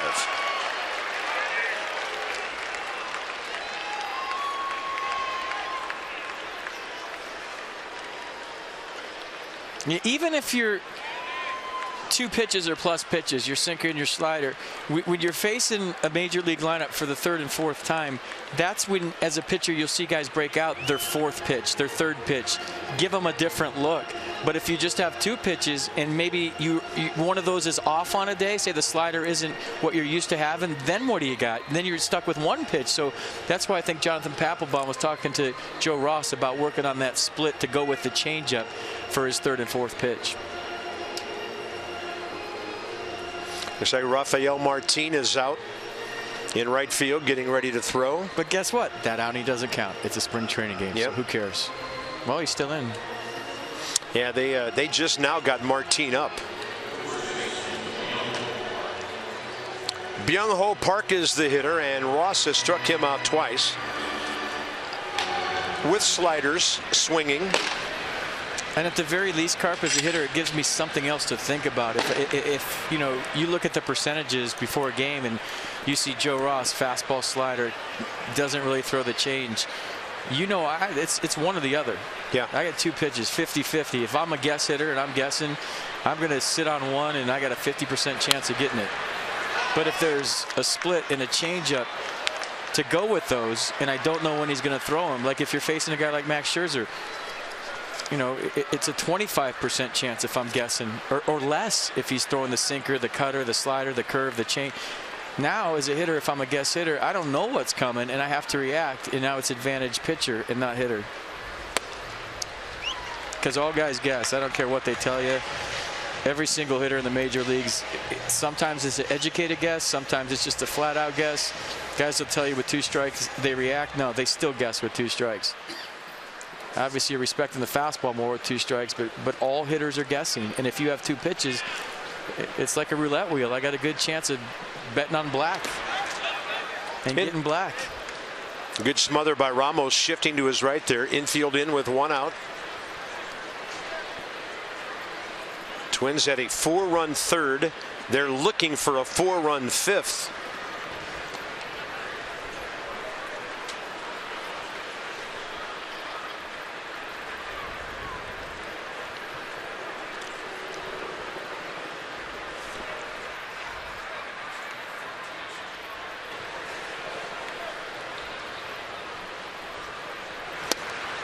That one on the front door side of home plate.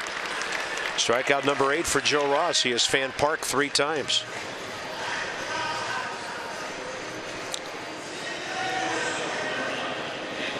Little backup action to that. A little bit. Pretty sure on opening day that Mr. Tillman's going to show Mr. Park some off speed, because that's 3 strikeouts, all on sliders. For Escobar, it's Eduardo Nunez batting now.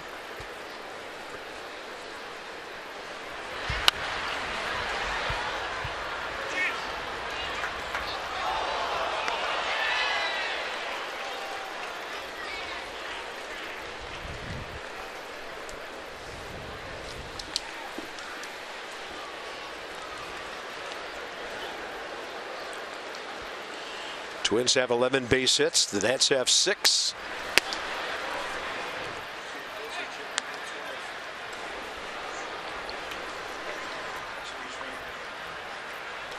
Yeah, Twins 12 hits.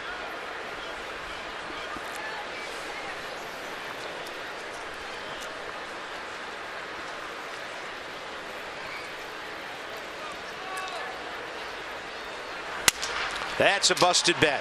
Murphy on the charge to Zimmerman. That's it for the 5th inning. Joe Ross gives up 8 runs on 12 hits.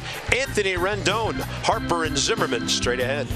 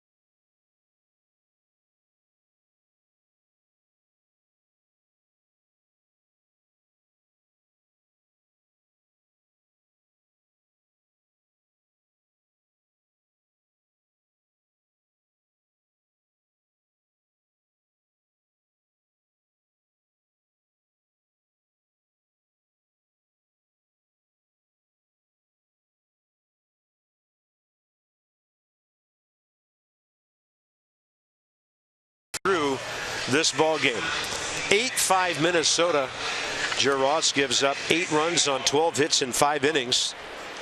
8 strikeouts, gave up a couple of home runs, and this is 23-year-old Jake Reed of the Minnesota Twins. A couple of ball clubs last year at the A-ball and AA levels. He was a 5th rounder just 2 years ago. Here's Anthony Rendon.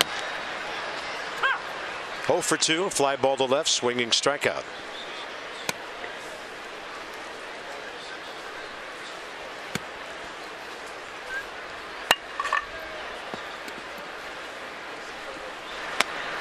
Ricky Nolasco went 4 innings, 5 runs on 6 hits. He struck out 6, walked a batter. Nats hit 4 home runs against him. He threw 66 pitches, 42 strikes. Ross, by the way, 95 pitches, 65 in the zone. 1-1 to Rendon, who waits for it and fouls it off to the right.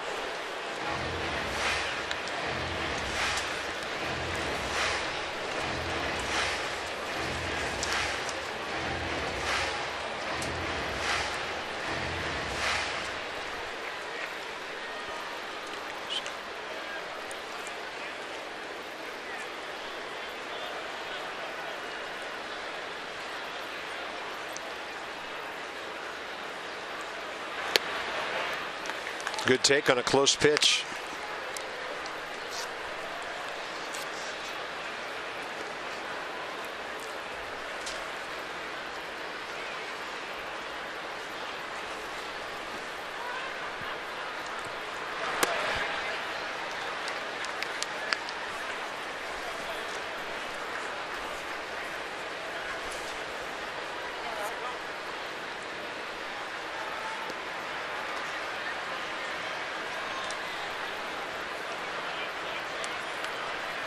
Three-two pitch to the leadoff man, fifth inning.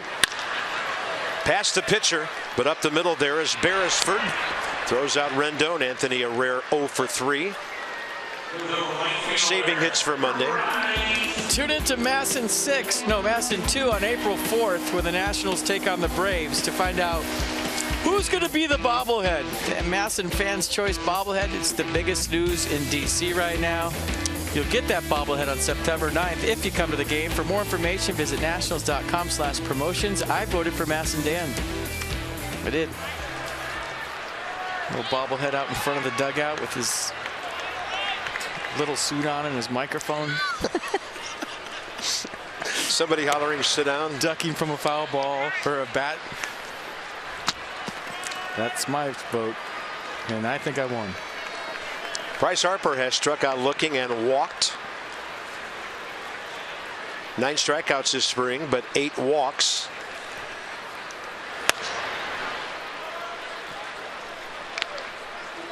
A little chocolate sauce on his right shoulder. I'm telling you, be huge. No dairy products during a telecast in this seat.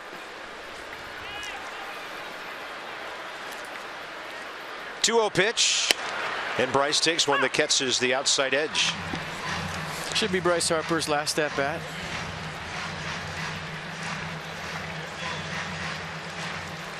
Of the spring.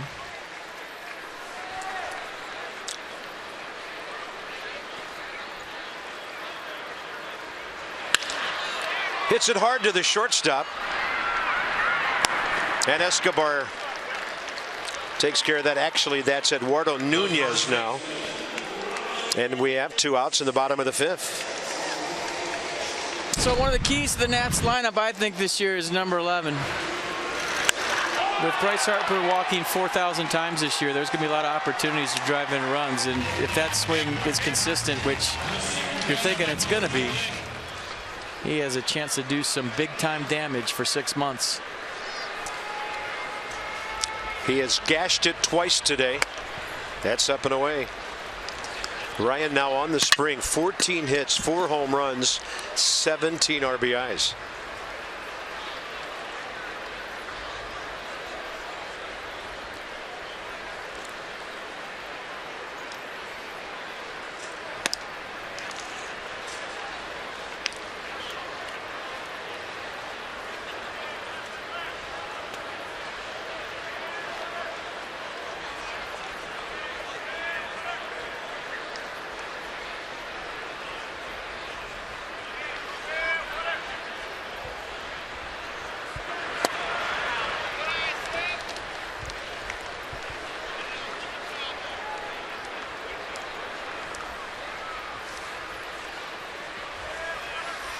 Just 95 games last year, but 73 batted in on 86 hits. A lot of run on that fastball. My internet's in mid-season form right now. Not working.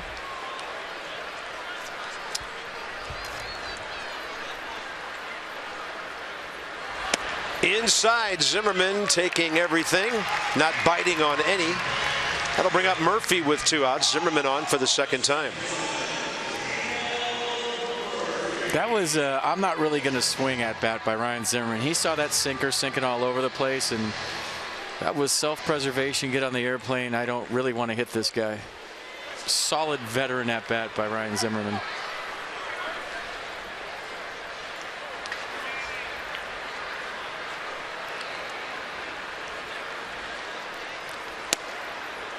And Murphy will be embarking on his new 3-year deal with the Nationals on Monday. He has a homer and a strikeout here today.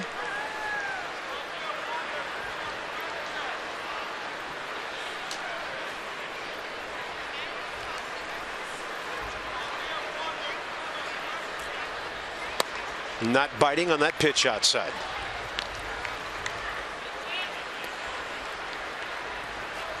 With all that movement on that two-seamer, if you're a left-handed hitter facing this guy, you almost have to make it start right at you, and then it's going to come right down the middle. If it starts down the middle, it's not going to be a strike. Like that one. Pretty good pitch.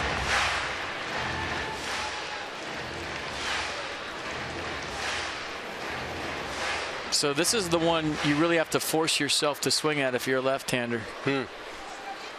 So much movement. Yeah, Murphy got the call. Looked like a strike. And a 2-1.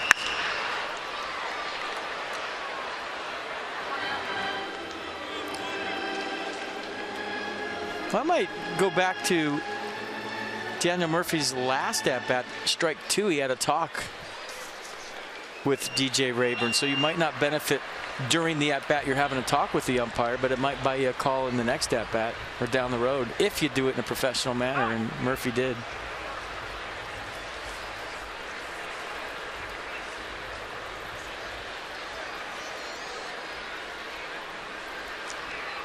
Two-two. Murphy with a high fly ball to center for Byron Buxton. The Nats are gone in the 5th. They stranded 3 runners on the day. It's 8-5 Twins into the 6th.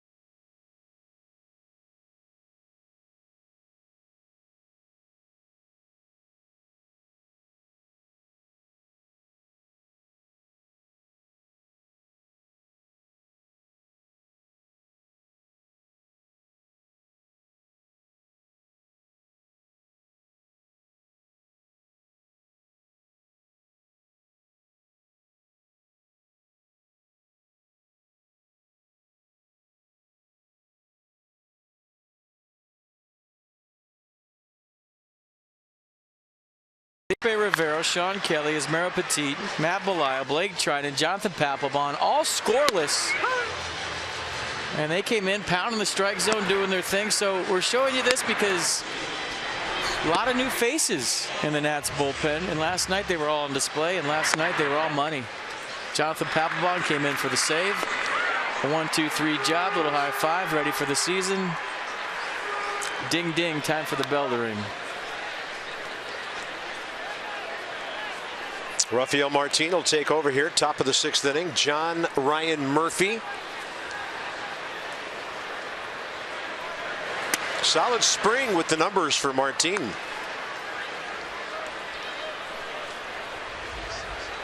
Murphy 1 for 2, base hit last time.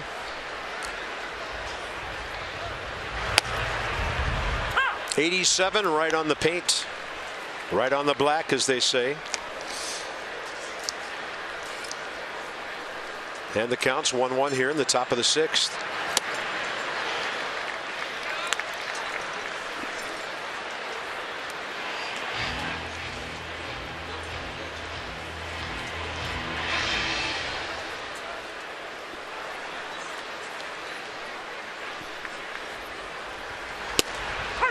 Got him. Perfect pitch on the outside edge.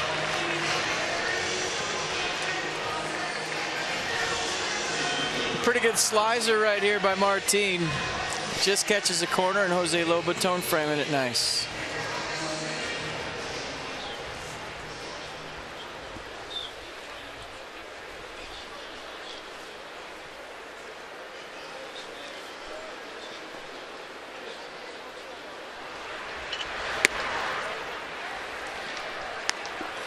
Nationals' new defense now. Jason Worth still has an at-bat to get. So does Ramos, but Lobaton replaces him. Danny Espinosa is out, and those are all the guys in to take us pretty much the rest of the way.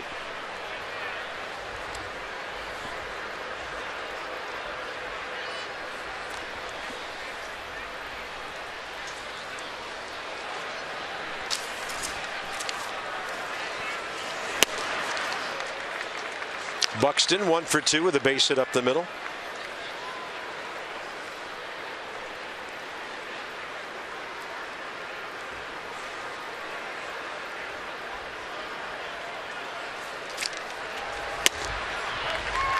And Martin, you talked about him last year, sneaky fast.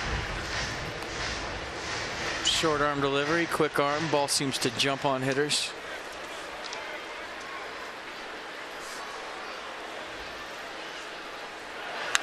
I'm looking at all the new things at the ballpark, the food right now, because I'm starving. There's Capnos at the park with gyros, Greek potatoes, some hummus. There's catch fly bob. There's barbecued ribs, pork chops, popcorn chicken, fried pickles, Ben's chili bowl, always a good one.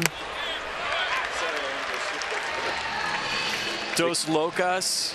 I'm guessing there's some Cincinnati chili nachos there with Southwest chili lime chicken tacos, which sounds really good right now. Blue Smoke, you can't go wrong. Yeah, don't stop now. No, I'm just, there's some Goose Island beer. There's dumplings, pinch dumplings are here. Boardwalk fries, in case you like fries. Virginia Country Kitchen, I'm reading. It features delicious biscuits, mac and cheese, as well as Virginia bourbon, in case it's a long game. And this one could. Oh, I'm starving. I feel like we need to sample all this right now.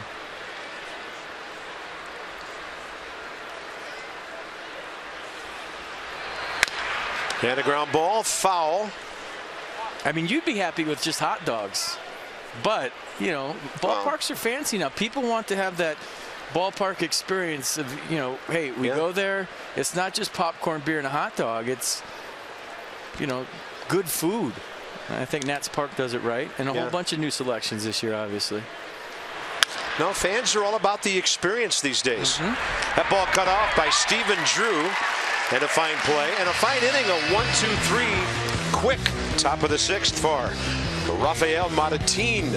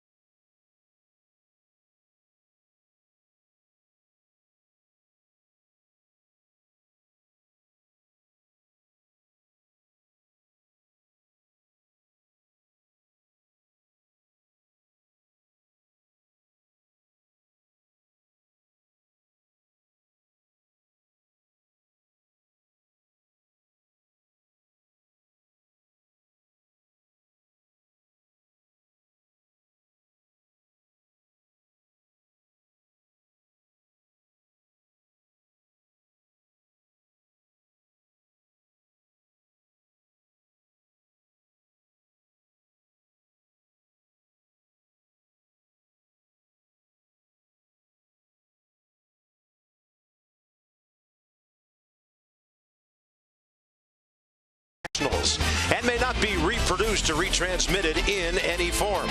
And the accounts and descriptions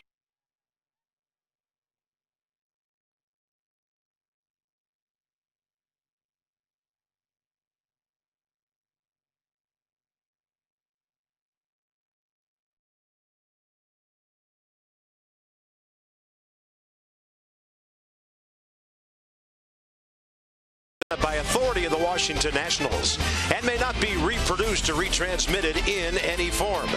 And the accounts and descriptions of this game may not be disseminated without the expressed written consent of the Washington Nationals. Bottom of the 6th inning, sun back out, things warming up a bit here at Nationals Park.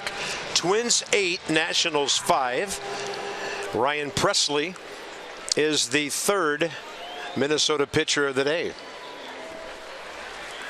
27 years of age, out of Carrollton, Texas. Originally drafted by the Red Sox in the 11th round 9 years ago. With the Twins, total of 101 games each of the last 3 seasons.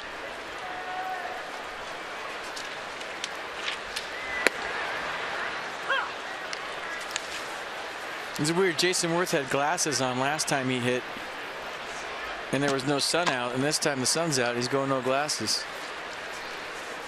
That's some strong analyzation right there. Can't teach that. Fastball up and in, can't get to it.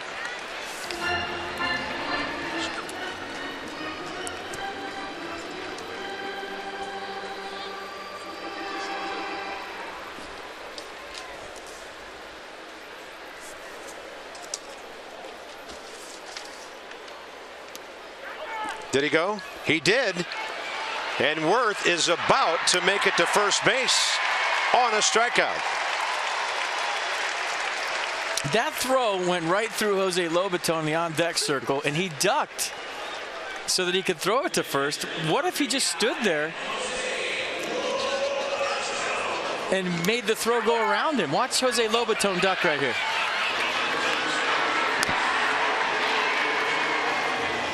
I think that's just catcher. He didn't want to go catcher on catcher crime. Spring training game. He didn't want to get hurt. But interesting. You don't see that too often. Then Tony Campana will pinch run for Jason Worth. The batter is Jose Lobaton.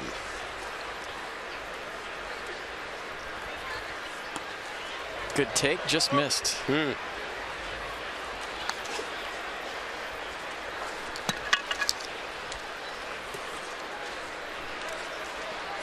Tony Campana, speed to burn.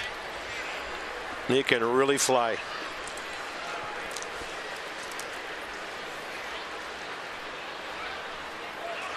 He's on the move. Throws right on target, and they've got him.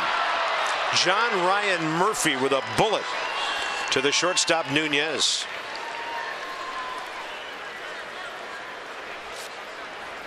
See the jump by Campana? Decent jump, but like you said, better throw.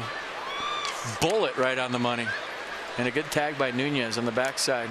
Watch this throw. Good pitch to throw on, too. Almost like a modified pitch out right there. Up and away. Cleared himself.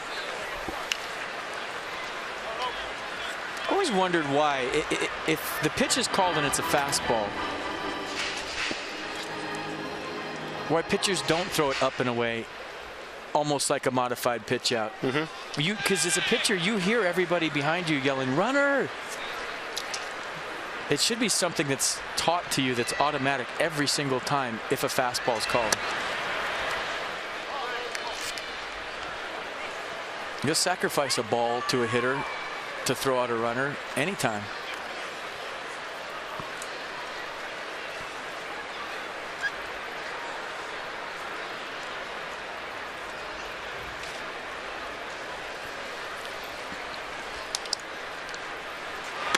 Lobaton looks at one way upstairs. Jose hitting .250 this spring. Just into the 2 o'clock hour now here at Nationals Park. BCFP, DK, MASN, Masson 2 will be with you on Monday at 4 o'clock for the Nats at Atlanta behind Max Scherzer.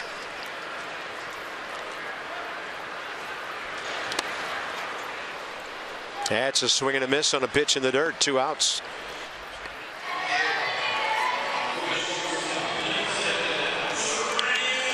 Oliver Perez for the Nats will be next. A pitcher the Nats are very familiar with, Julio Teheran, will be pitching Monday for the Braves. Perez could be the bobblehead. Did you hear what the Mets fans did on Twitter? Oh, did they? They're still mad at him about that contract he signed. They hashtagged Oliver Perez on all the votes on the Masson bobblehead. They tried to sabotage. Come on, Mets fans. Not that would be You savage. went to the World Series. Have you nothing better to do? Come on. Now, if they went for Murph, that would be one thing. Right. Yeah, they've never forgiven Oliver Perez. But who signed him to that deal? Blame that guy when things didn't go well. To Perez's credit, he's really done a great job of making the adjustment and becoming a really, really good left-handed reliever. He's reinvented himself at the major league level. 1 ball, 1 strike. On a slider, Tapper, third base side. Trey Turner can fly. That's a double. He's got a base hit. Danny Santana charged it well, but he was in a hurry. And Trey Turner will get dozens of those per year once he's in the big leagues for good. Watch Trey run.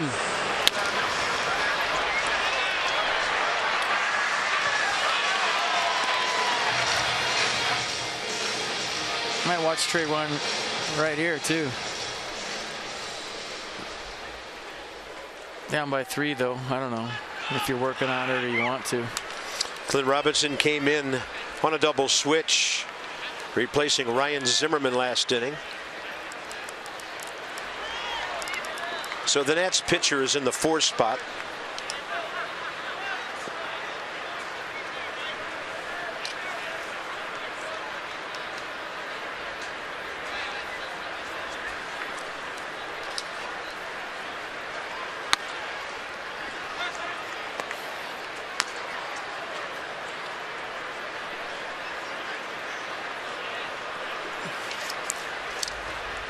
Not a lot of hits this spring, but Clint hitting the ball with authority.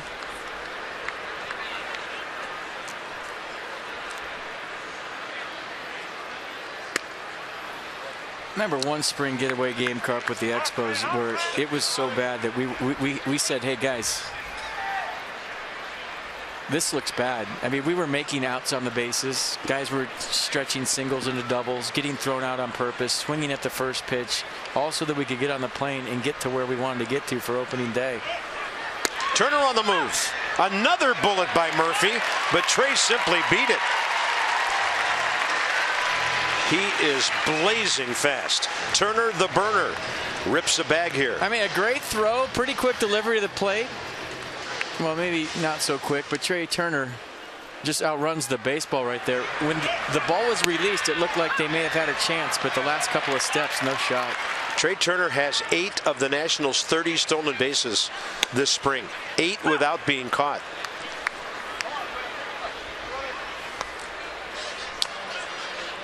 That might be the one spring training stat you can hang your hat on right there. Well, Trey Turner's that guy that when you need a stolen base late and everybody knows you're going, can still steal the base. Robinson, broken bat, hanging up in right field for Oswaldo Arcia. And the Nats are gone in the 6th inning. They've stranded their 4th base runner. It's still 8-5 Minnesota.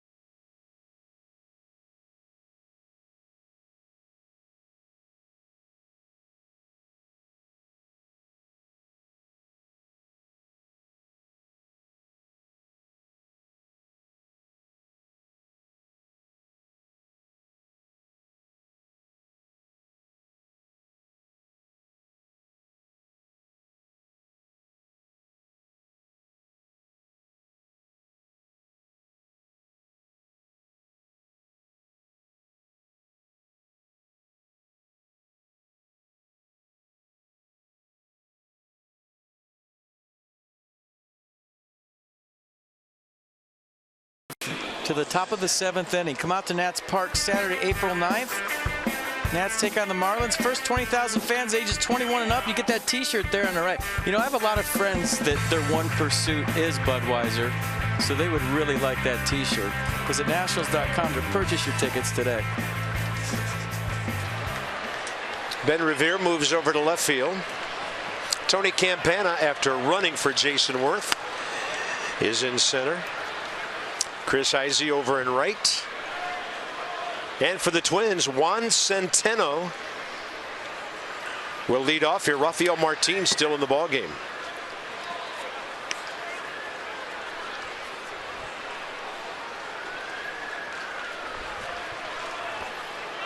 So Centeno for Rodriguez, correct? Got it. Nick Massett is up. Kind of looks like maybe they're going to give Oliver Perez maybe a situational appearance along here somewhere, maybe face a left-hander or two, like Dusty did last night with Felipe Rivero in the 5th inning when he faced one batter.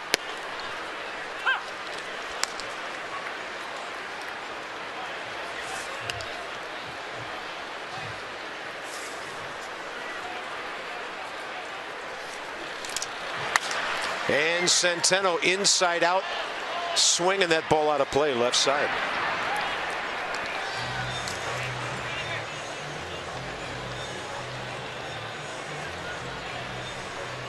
Rafael Martin.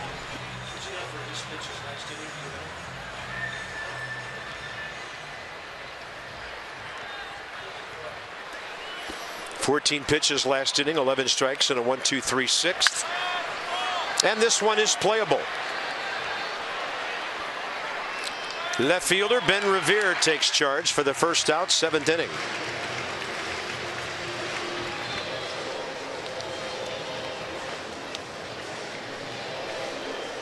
All right, here comes Dusty. Miguel Sano, the next scheduled hitter. You putting guys in situations they're going to be in the regular season. I like this. Yeah.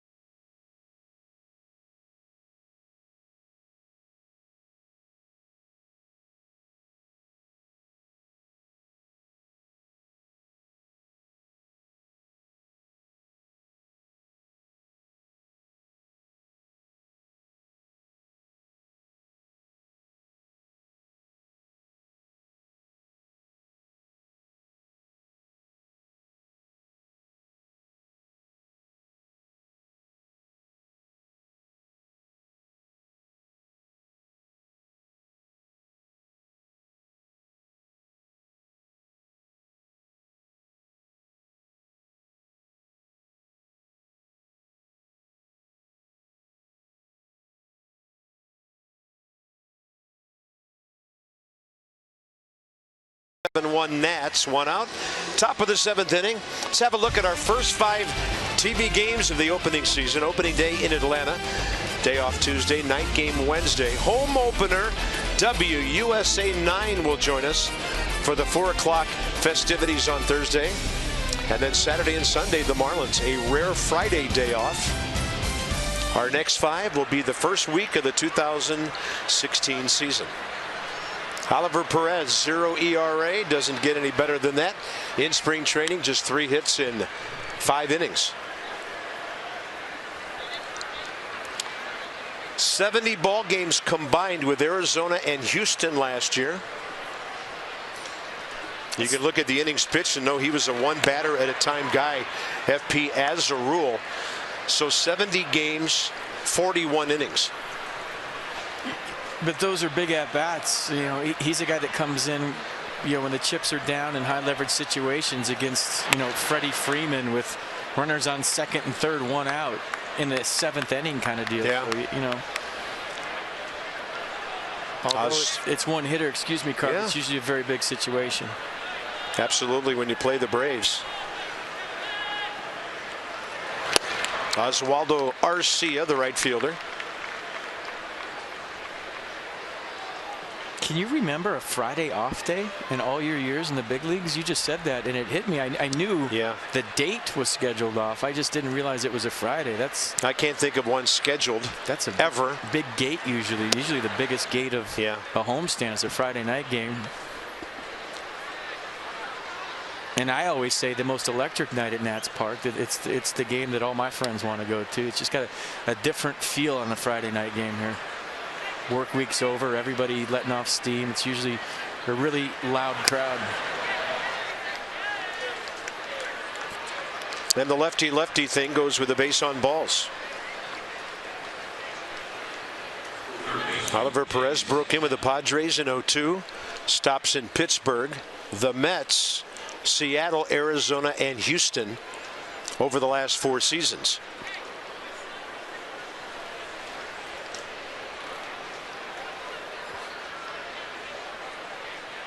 Danny Santana, the hitter.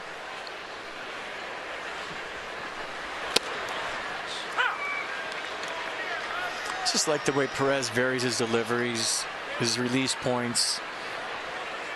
And when you said reinvented, it literally reinvented everything. Like I just said the last time he pitched, a lot of Johnny Cueto in his delivery. He'll turn his back sometimes. So quick pitch you like right there. That's a line drive to center that'll fall in. Arcia stopping as Campana charged the ball well. And the Twins have 2 on, 1 out. Next up, the left fielder, Darren Mastriani. And Dusty will go get Perez.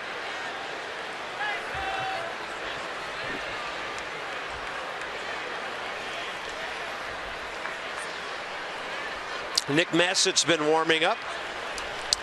Nats a little further into their bullpen here in the 7th inning.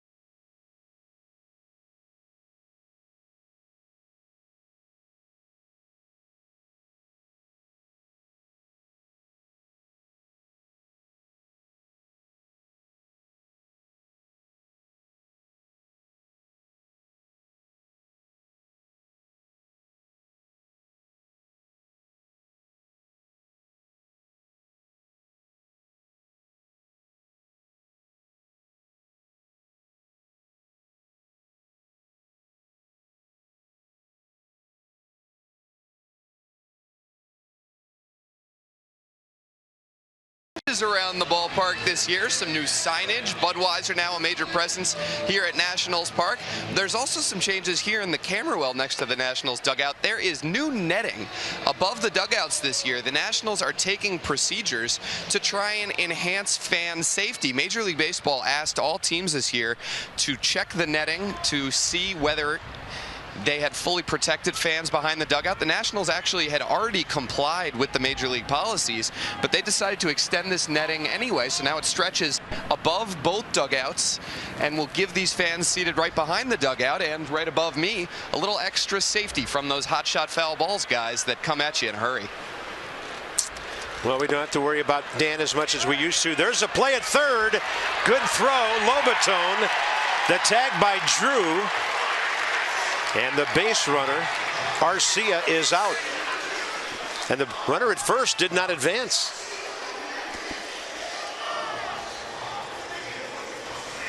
Well, if you don't get the read at first, you don't want to go late because a lot of times catchers will come up. You even see the Jose Lobaton checking the runner at first real quick and then makes a nice throw right on the money.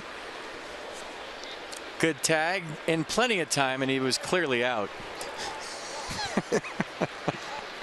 That probably would have been reviewed. The hitter is Darren Mastriani. Now the runner at first going, and from his knees, Lobaton. Really no chance. That one stolen on Nick Massett.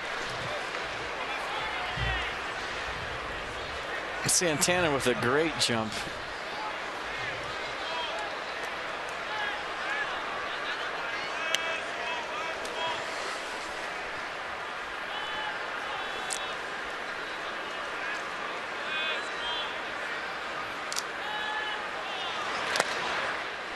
Get a ball picked in the dirt by Jose Lobaton.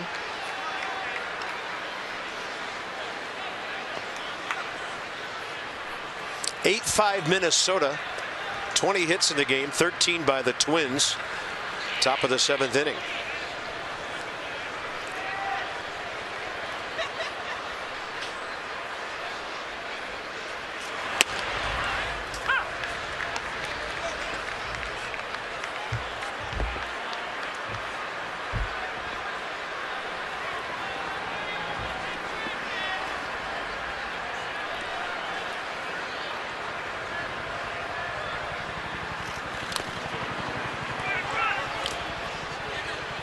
Ball right at the feet of the batter before Lobaton could find it.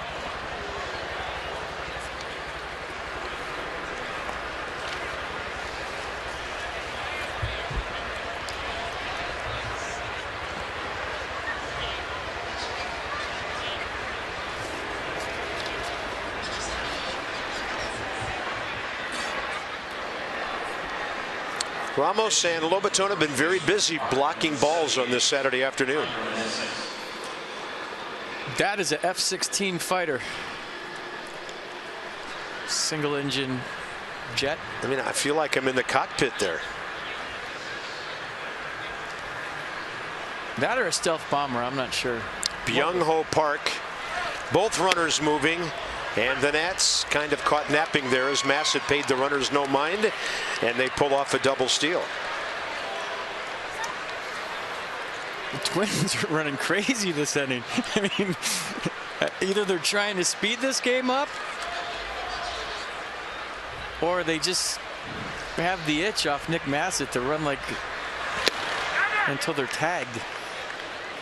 Hiker Meneses, an infielder, is the hitter here. Maybe it's Paul Molitor and he's just putting on the steal sign.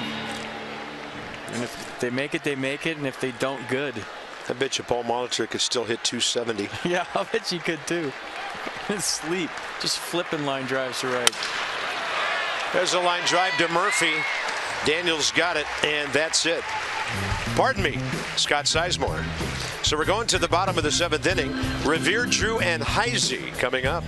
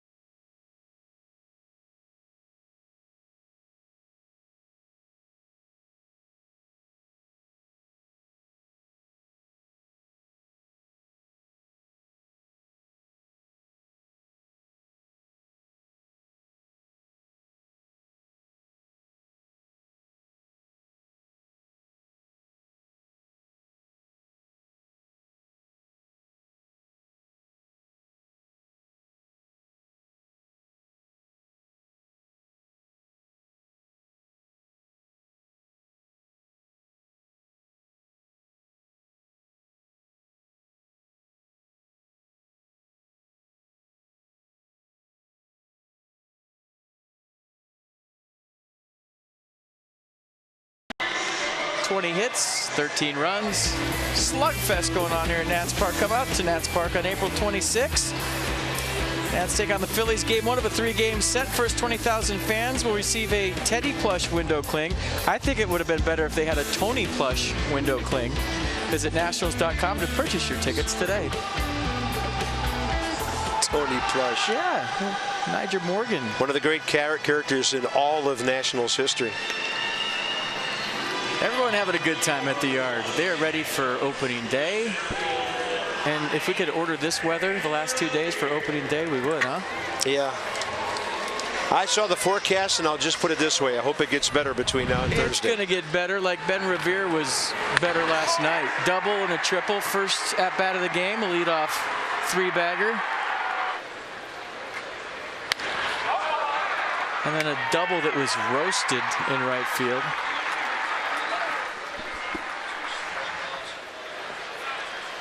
'26-year-old Trevor May, the new pitcher for the Twins. Out of Kelso, Washington. Phillies drafted him in the 4th round 8 years ago.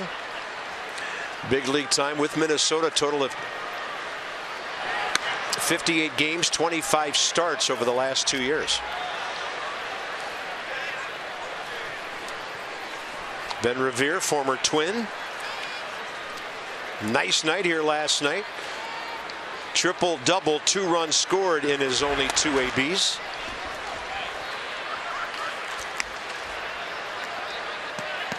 Broke in with Minnesota.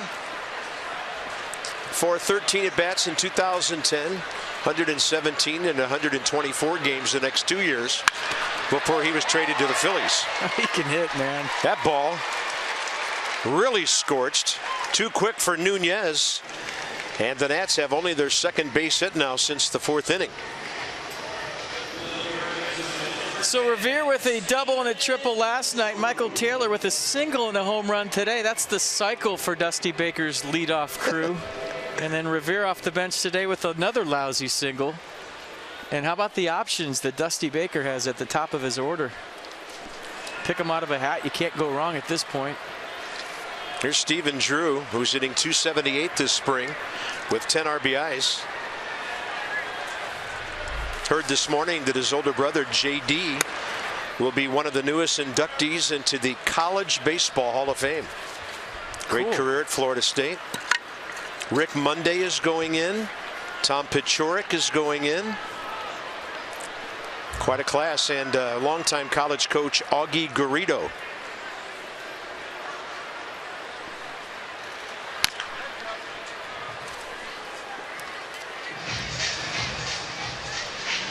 So congrats to our former Masson colleague, Tom Pichoric.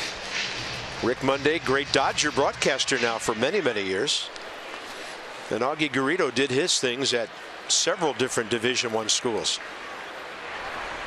Rick Monday, fan favorite in Montreal to this day. Yeah, he is. For the infamous homer that knocked the Expos out of the playoffs. Blue Monday, they still talk about it. Yeah. Best known maybe by some folks on the north side of Chicago as the man who saved the American flag. No, that was with the Dodgers. That was in L.A. It was in L.A. Saved the American flag from being burnt and on fire by a couple of knuckleheads in center field. Mm-hmm.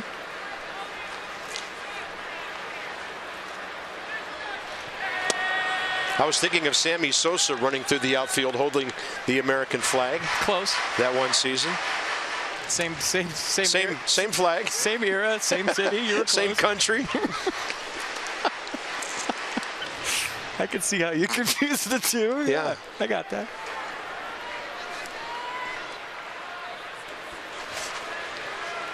One ball and 2 strikes to Stephen Drew.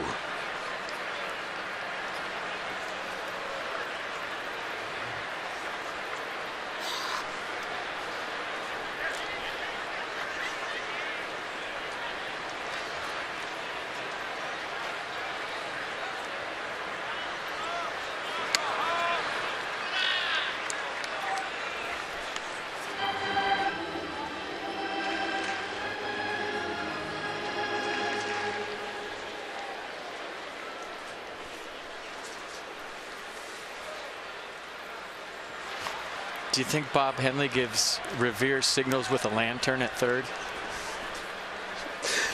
The 2:30 p.m. ride of Ben Revere. Pretty well hit by Drew to the track and left center. Revere will retire. I was wondering when that one would get pulled out for the season. I had to. I mean, it's a spring training game. We had to try it here. Bob with all the sunscreen on again. There was some left. Zombie third base coach Bob Henley.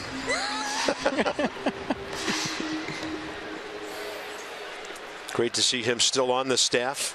2 lanterns is a stop sign. 1 lantern is a steal.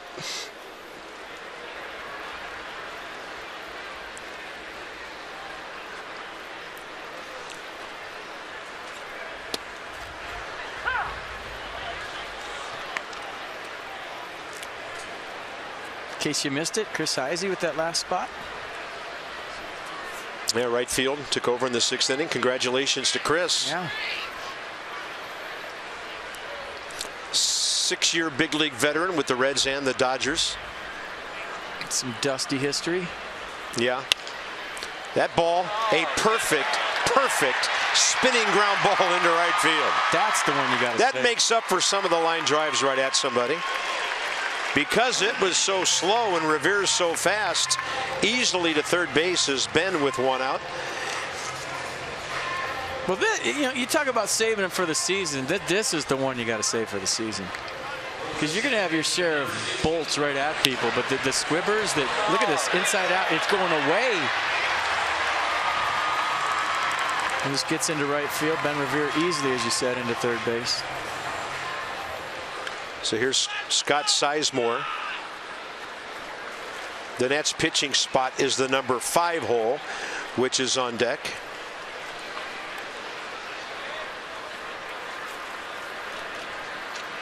And Jonathan Solano's in the on-deck circle there. According to the list of available extra men today, Solano and Matt Dendecker are the only 2 not yet in the game.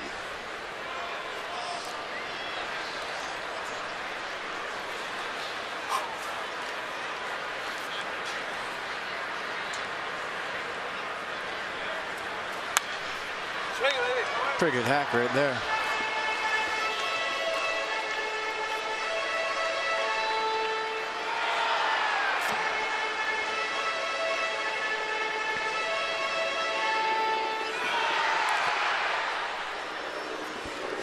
Well, the tying runs in the batter's box here in the bottom of the 7th. 22 hits in the game. 8-5 Minnesota. As far as the runs go, they've had 13 hits. The Nats 9. Outside. See a little Steve Sachs in Sizemore. Just his approach, the way he stands up there, how short his swing is. Steve Sachs could hit. Yeah. He's been throwing to first extremely well this spring. You had to go there, didn't you? Sorry, Steve. No, I did some TV with Saxy once. He's a good guy. He's a great guy. 916, Sacramento guy.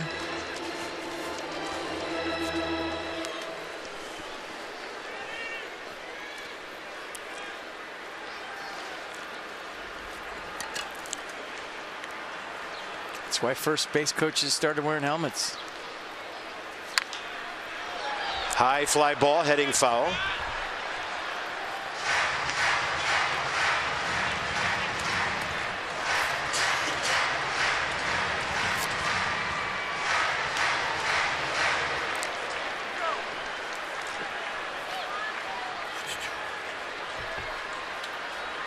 Sizemore, 31 years of age. Parts of 5 years with the Tigers, A's, and Yankees. .240 career hitter. Originally drafted by Detroit back in '08. He's a Virginia Beach native. Levon Hernandez with his rally hat on. Good call. 3-2 with 1 out in a 3-run game. Runner at first moving. Heisey, and Sizemore fouls it out of play. Guy brought his glove, made a nice play. Just love when fans bring their gloves to the ballpark. Gave it to the kid. Way to go, Dad. Or a really older brother. Payoff pitch again. Runner moving. Sizemore hanging in.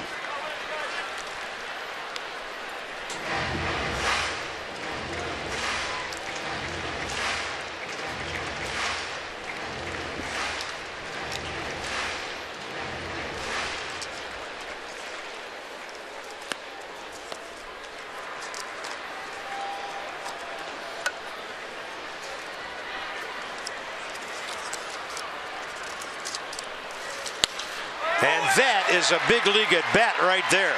1 run home, Heisey to third, 8-6 game. Scott Sizemore moving the ball around and knocking in his 8th run of the spring. Yeah, Sizemore's a guy you're going to see this year. I'm calling it right now, and just for the simple reason that this is a very low maintenance approach. His swing is so short. It seems to me, in the little I've seen him, that's a swing that can sit around for 4 or 5 days, not see live pitching, go out there and do what he just did. And that's what you want from a bench guy. Low maintenance swings that don't take 3 or 4 games a week to maintain, that they can sit around, get a little bit rusty, like Clint Robinson, and walk up there out of bed and get a hit. That was a great at-bat. When you started your description there, first thing that popped into my mind was right-handed Clint Robinson. Good call. Here's 30-year-old Jonathan Solano. Nats signed him on December 29th. He was with the Marlins for just 20 at-bats last year. Spent most of the season at that AAA in New Orleans and hit .228 in 55 ball games. Last time he was with Washington was the 14 season, 93 games at Syracuse when he hit .251.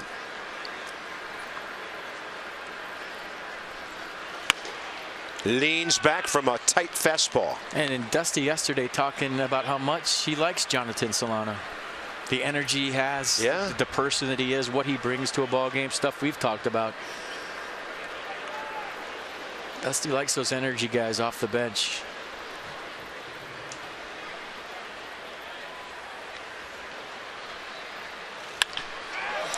In the left, not very deep. Racing in to make that play, Mastriani. At least he was in left field. Yeah, that's still him out there. Ball just not deep enough for Heisey to have any chance. 2 outs. Now an at bat for Tony Campana, who ran for Jason Worth after Jason made it to first base on a strikeout last inning.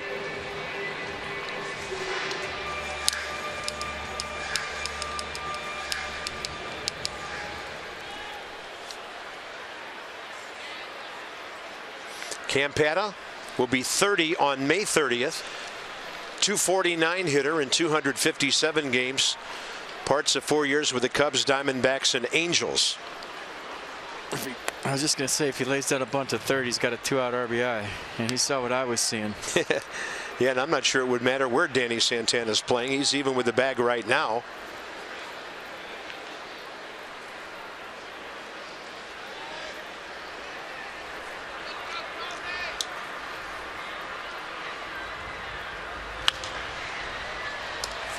Campana is from Kettering, Ohio. Went to Springboro High School there and then played baseball for a while at North Carolina, Asheville. Graduated eventually from the University of Cincinnati.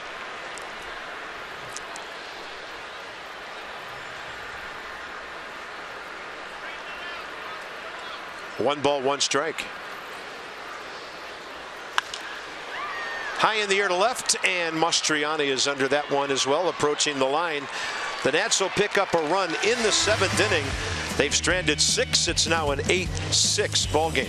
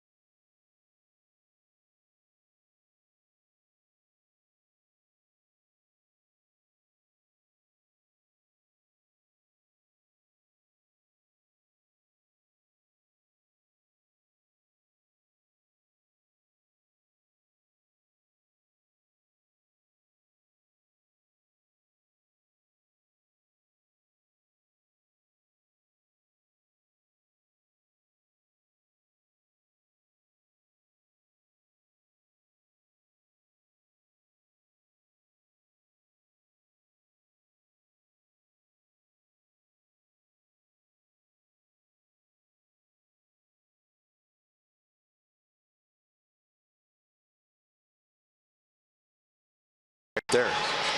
Loving those shades. He's in the jungle. Walk-up music for Aaron Laffey, the Nats left-hander who takes over here as the top of the 8th arrives. Actually did have a little Axl Rose going on right there. From Cressup Town, Maryland, right next to Cumberland out there to the west.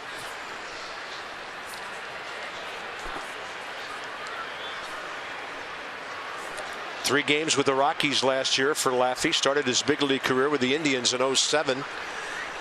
And this is the shortstop, Eduardo Nunez. Bounced out to second base his first time up.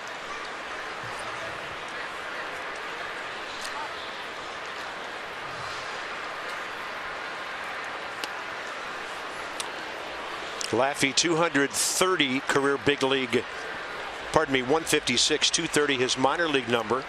68 starts at the major league level.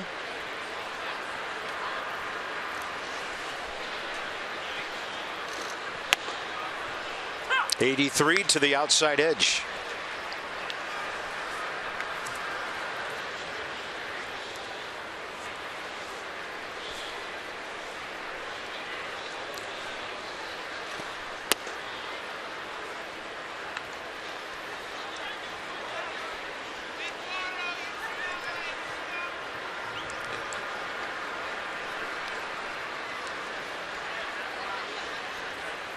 The schedule's set up so strange early on for the Nats. Even if you're an everyday player, you're an every other day player. And as a player going into a season, you want to get into some kind of rhythm. You don't want off days early. You want those off days stacked late when you're tired. Yeah, when you need them. The reason the league schedules those off days early is because of weather and maybe some rainouts. To Hopper, Trey Turner, the shortstop. Very smooth over there. You have opening day in Atlanta, day off, then game in Atlanta, then opening day here, day off, then game. So it's just, you know, a weird schedule, but something a lot of teams go through early in the season. But if you talk to the players, they just want to play. They want to get into a rhythm, get into that flow of the season. And the flow of the season isn't playing one day and having one day off. The only other day off in April is Monday the 25th, the day after the Twins leave before the Phillies come in.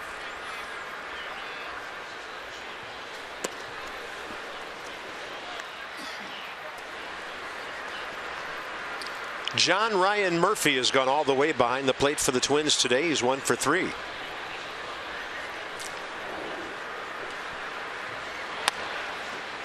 On the inside edge.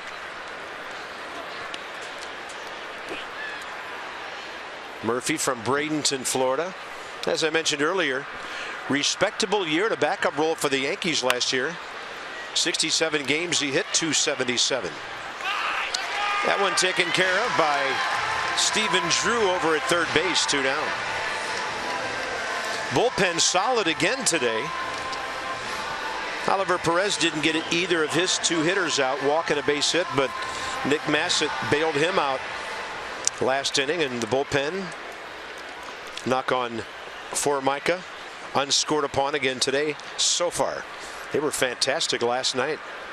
6 shutout innings on 2 hits. Actually 5 shutout innings. There's a former national, Fernando Abad from Minnesota.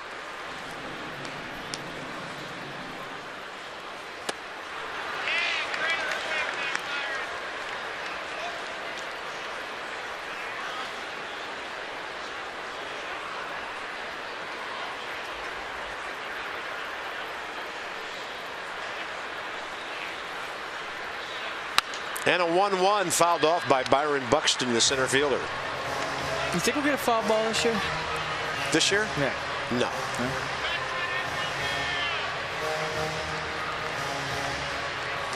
So last time we had one in the booth? Houston. Houston, okay. You caught one in Houston. No, that was Milwaukee.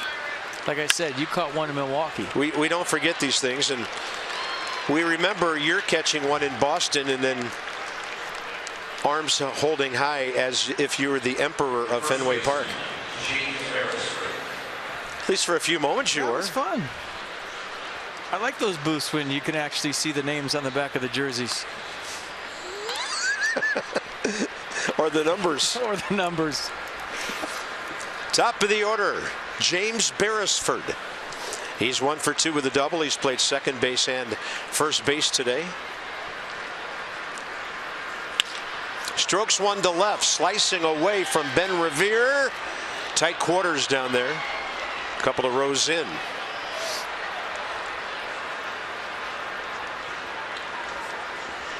Yeah, just let that one drop. Even if it was in play, let it drop. It's so hard as a player to think that way, though. You're just geared and conditioned to play one way and to do things differently for self-preservation purposes on the last day of spring training. Sometimes it's hard to do.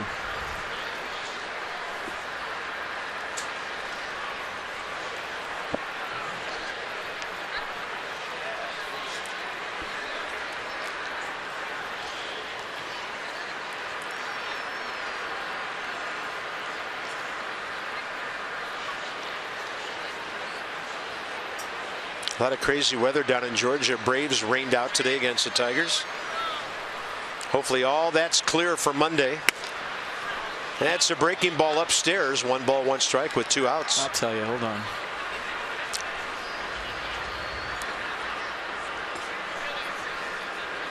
Pretty good pitch right there. Yeah, a lot of umpires just still will not call the high strike. Monday, 75 and sunny in Atlanta. Yes, sir. How's Wednesday looking? Tuesday, 72 and sunny for your golf off day. I wasn't going to bring that up, but how's Wednesday looking? Wednesday is cloudy and 70 degrees. Yes. So weather looks good in Atlanta. 66 tomorrow. Bouncing ball fair right there at the bag. Clint Robinson, bullpen continues to be good. A scoreless 8th for Aaron Laffey, a former Nat about to pitch for Minnesota.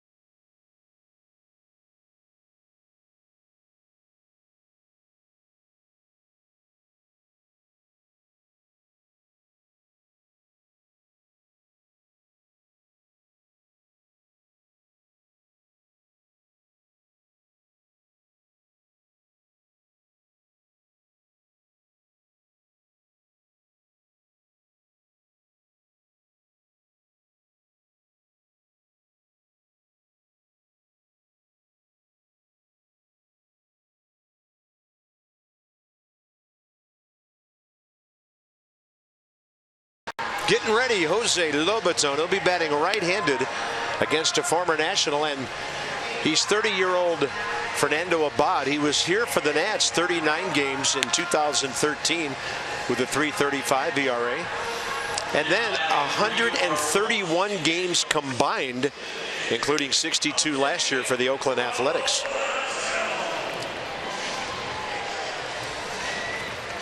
I remember a good fastball in the mid to upper 90s. We'll see if I can get on Fangraphs or not. That sounds very solid and familiar.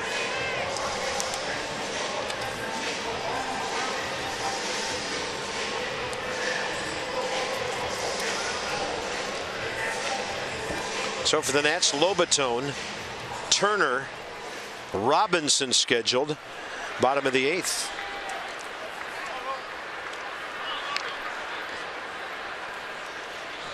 I think pitchers should be timed coming in from the bullpen to the mound. Thank you. Because a lot of them crawl in if you want to speed up the pace of the game. And why can a pitcher step off the dirt, but a hitter can't step out of the batter's box? Right near the bag, and way out there is Meneses, and a bouncing throw that Beresford could not handle. Jose Lobaton is aboard. Well, Meneses looking for some help on the back end of this, because look at the range going way up the middle, throwing across his body, and a nice long hop there. It might have hit a cleat mark and taken a weird bounce. Let's see again. Now you're hoping that your first baseman can pick you up on that one, but Jose Lobaton will take it. Now Trey Turner.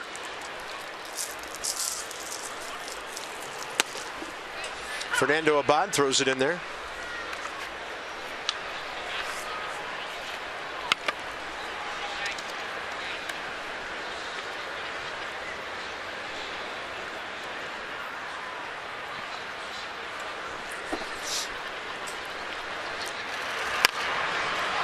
Turner, good luck throwing him out. And he did it. Danny Santana. Couldn't get him last time. He made up for that this time. Fine play. Well, this time he was playing a little bit more shallow for the bunt, so he's able to get to that ball a little quicker, and that was the difference. Turner flying down the line. Nice bare hand play by Santana. Strong throw right on the money. That keeps the tying runoff base here in the 8th inning. That's a cannon. Clint Robinson, fly ball to right his first time.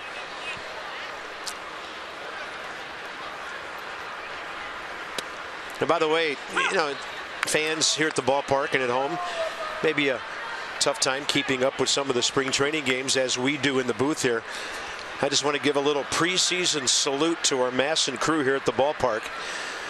I know Chip and Chuck and the guys were up early in the morning for a lot of day games down in Vieira. I mean, 6 o'clock crew calls, stuff like that. They had a short night last night. Back here this morning very early, keeping up with tons of players on both ball clubs. So guys and ladies, can't wait to work with you this year, and well done on these spring training games. They are not easy to do. And a lot of those guys are parents with little kids who miss Easter with them to bring you a broadcast. Exactly. Yeah. A lot of us were away from our loved ones on Easter Sunday. But thanks to them, and we can't wait to get rolling with them here next Thursday.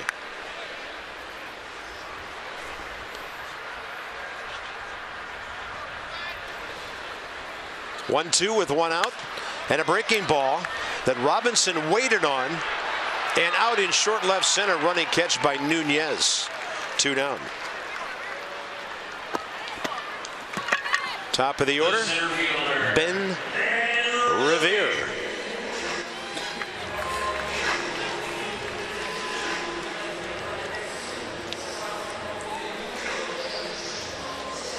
Ben comes off the bench in the 7th inning. Calmly strokes a base hit to left center. Scores on the Sizemore base hit. He can hit. I'm impressed. Always been impressed watching him play against the Nats. Sure.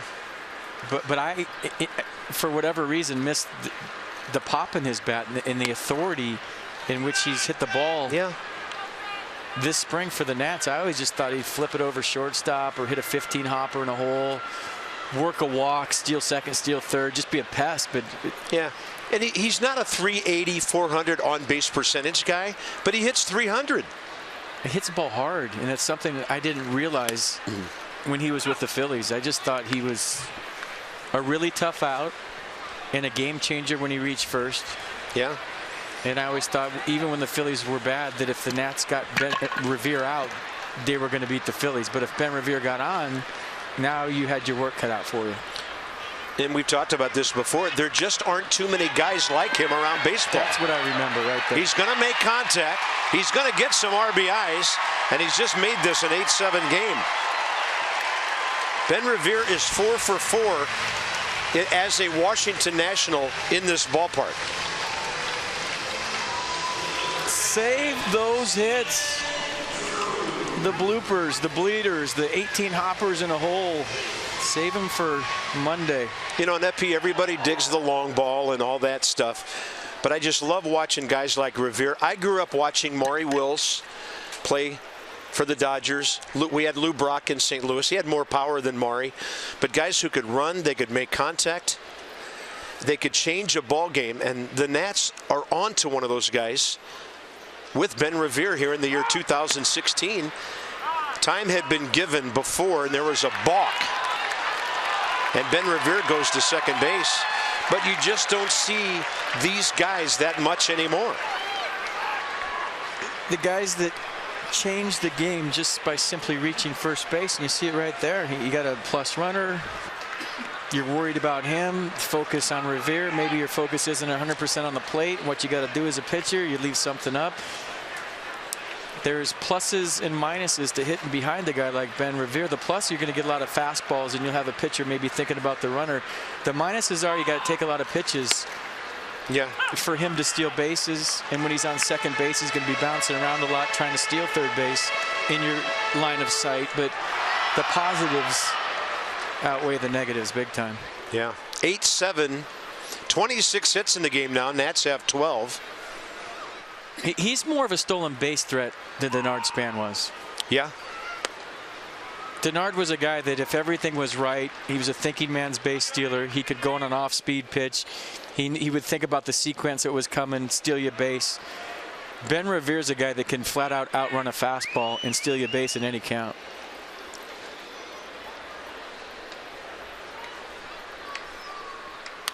Breaking ball in the air, short right field for Meneses, the second baseman. So the Nats are chipping away. 1 inning to go here in spring training. It's 8-7 Minnesota.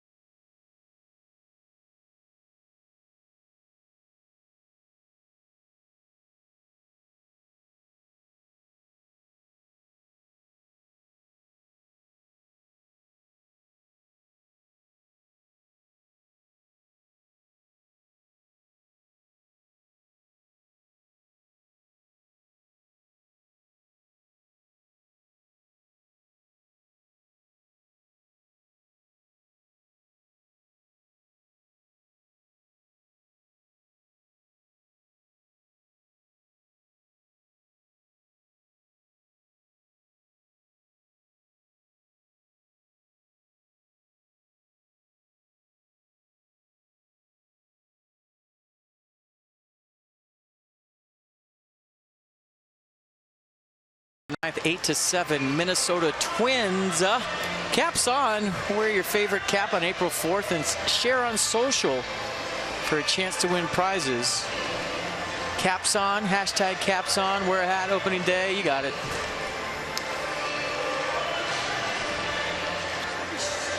New pitcher is Trevor Gott for the Nats. They got him in the Yunel Escobar deal from the Angels. Lexington, Kentucky guy. Right-handed pitcher Michael Brady also came over in that deal on December 10th. So let's get more on Gott from Dan. Bob, Trevor found out last night after the exhibition game that he was not going to crack the Nationals' 25-man roster, option to AAA Syracuse. Dusty Baker said today, "We love Trevor's stuff. We love his demeanor. He's not intimidated by anybody. We just want him to go work on his secondary stuff, his fastball, his best pitch, mid to upper 90s on that heater. But the Nats want him to work on his breaking stuff, his changeup down at Syracuse." Gott pitched the 7th inning for the Angels last year. He was a big part of their bullpen. But the Nationals had so many arms, so many guys to choose from, that even though Gott worked the 7th for the Angels, he's not going to crack the Nationals opening day roster. Yeah, 48 games with a 3.02 ERA last year. Not a big strikeout guy, 27 in 48 innings. That was his rookie campaign. Now, we talked about this before about him, not a big guy, but he explodes toward home plate. Make that slider a little more consistent, a little more dominant, have that out pitch for those late inning big situations. And you think you'll be seeing some Trevor Gott here in the season?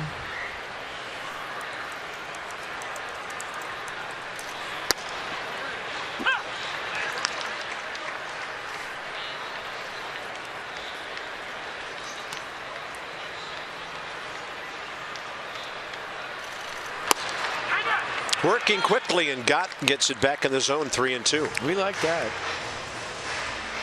Juan Centeno, fly ball to left field, first time up.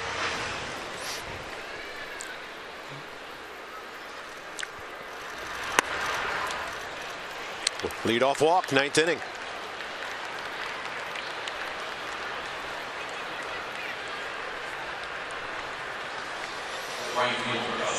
It'll bring in the right fielder, Oswaldo Arcia. Into the 3 o'clock hour at Nationals Park.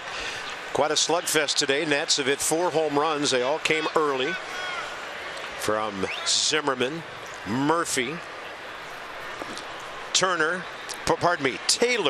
and Espinoza. Max Scherzer and Julio Teheran Monday afternoon from Turner Field, and here we go.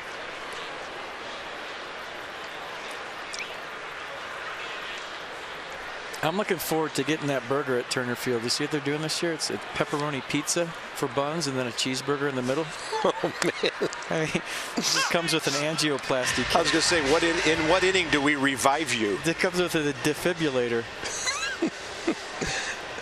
Some kind of hot dog, too, where they have everything on it. Yeah.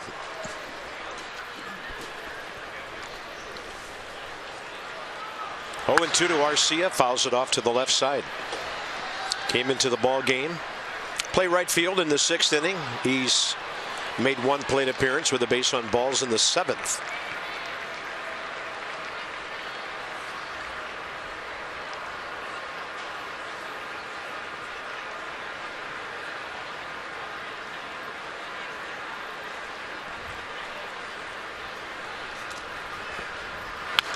I mean, opening day is what makes baseball such a great sport. I mean, there's no other sport in America that has the fanfare that opening day has, and I don't care how long you've been playing, you're always nervous opening day. The night before, you're flip-flopping in bed, you have trouble sleeping, you can't wait to get to the yard. It's just, in my opinion, I've said it before, it should be a national holiday, but for a player, it never gets old, and you can't wait for it. So I know those guys can't wait to get on the plane right now and head to Atlanta.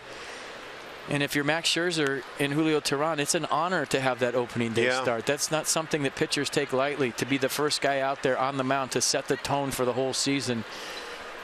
And then even Jason Worth, Ryan Zimmerman, guys that have been through it for so long, Jonathan Papelbon, they're still going to be nervous on opening day. We're nervous on the broadcast. I mean, it's just, maybe excitement is a better word, but it just never gets old. It really doesn't. It's a day I look forward to every single year.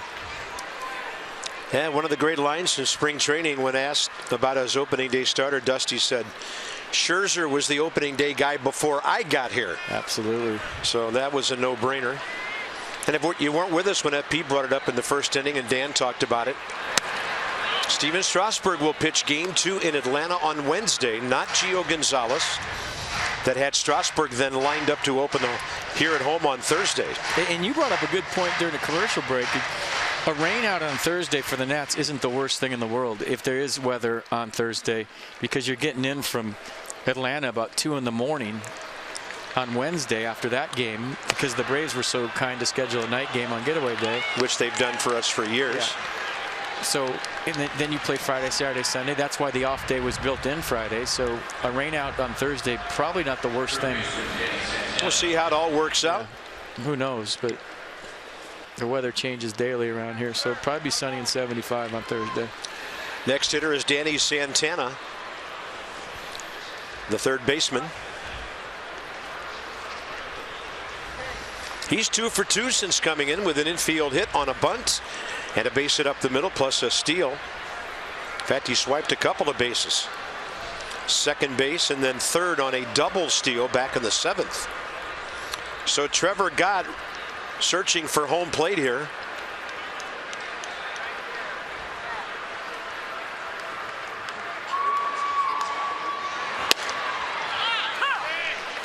Good fastball outside edge.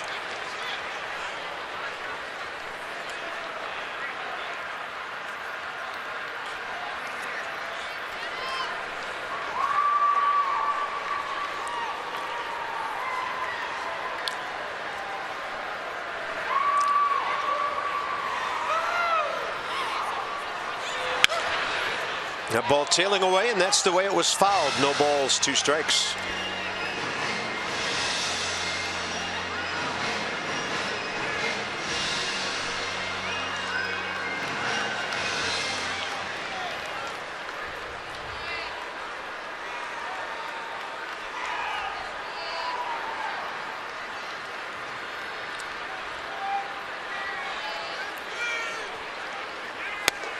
Got him. So he got called strikes with fastballs on either edge of the plate. And Trevor Gott gets Santana looking. You see the first 2 pitches away and the third fastball, a little front hip sinker. And DJ Raymond looking for strikes right now. That ball game right at the 3-hour mark here. Darren Mastriani, the left fielder.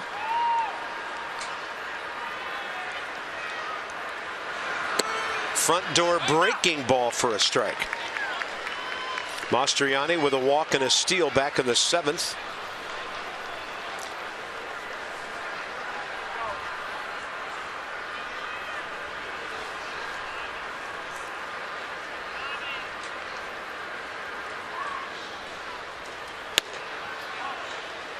TJ Rayburn not looking for strikes right now. That was 94. I know. Pretty good sink. Thought it came back to the outside corner. I'm the knucklehead who once asked during a spring training telecast if umpires go through a dead eye period after a couple of weeks of spring training, like pitchers do with the dead arm. Yeah. Look at pitches 2 and 3. They're pretty close, right? They have to be. Yeah, I mean, it's almost right on top of it. That's good, though. Dead eye period.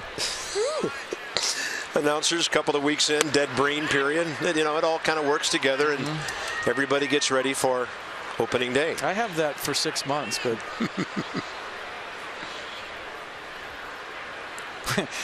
or 49 years.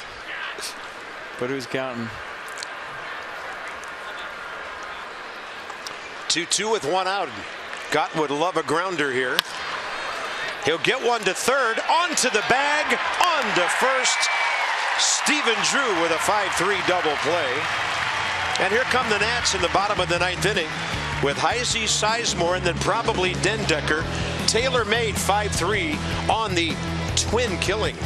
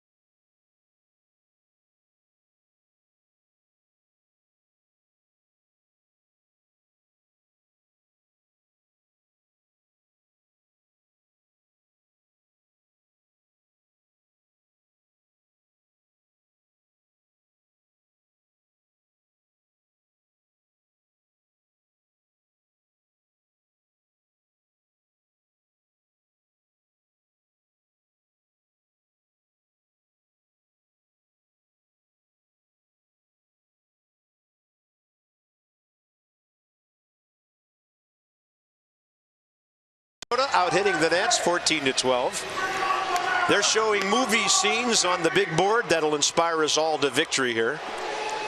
And this is Brandon Peterson. Would they show the Titanic going down? I didn't think that was real. No, yeah, somebody didn't edit that one out. No, 24 years of age, out of Wichita State, Brandon Peterson. So the Nats have Heisey up, then Sizemore, then the pitcher spot due up, and the only available player that hasn't been in the game is Matt Dendecker.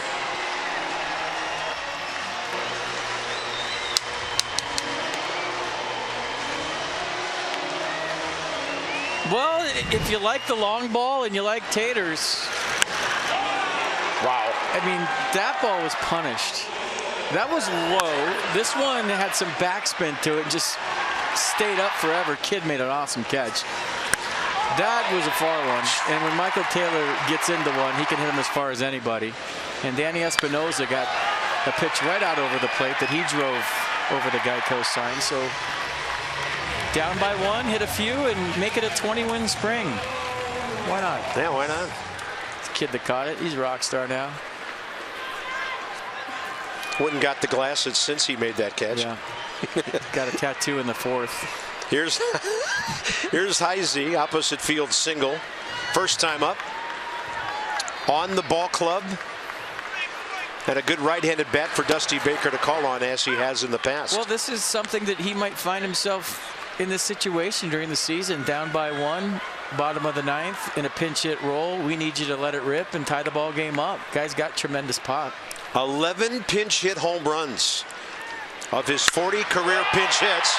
And there goes one deep to left center. See you later. Into the bullpen. It's an 8-8 game.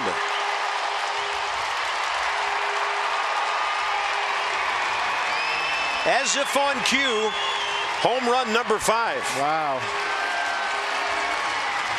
Short swing, too.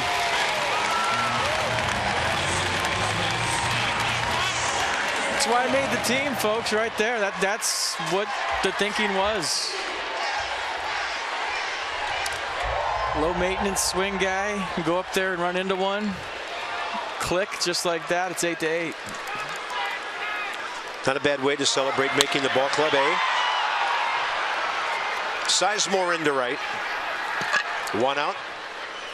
Jonathan Solano still in the ball game. Boy, that was just hanging up there, wasn't it? That was singing, hit me, hit me, hit me, and that's what Heisey did. Tying this ball game up at 8. And Dusty Baker said, that's the Heisey I know from Cincinnati. Now, I'm just making a note of this here because last time up, Solano hit for the pitcher. The Nats do not employ the DH today, so it's possible that he's the last player on the bench if Dendecker's either not here or not available. So they're letting him bat again. So basically, he's pinch hitting twice. It's last inning. Who needs rules? Inside, 2 balls, no strikes. Solano hit 2 home runs for the Nats back in 2012.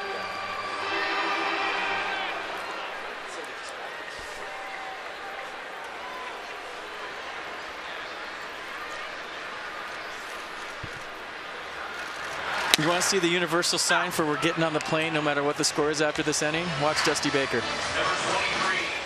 That's it. 9th inning. I'm out of players, so I got to bat this guy again, is what he's saying. Or we need to get to Atlanta. Oh, yeah. And the Twins need to hop on their flight from DCA to BWI. They could be in Baltimore before they get to Dulles. 4-minute flight. Sorry, no meal. We've reached our cruising altitude of 1,500 feet.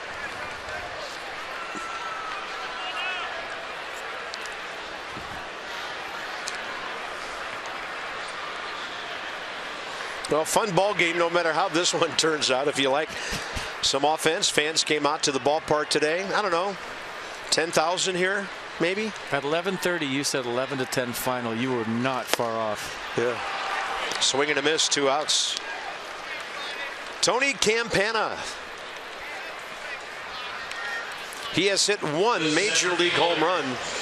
That was with the Cubs back in 2011.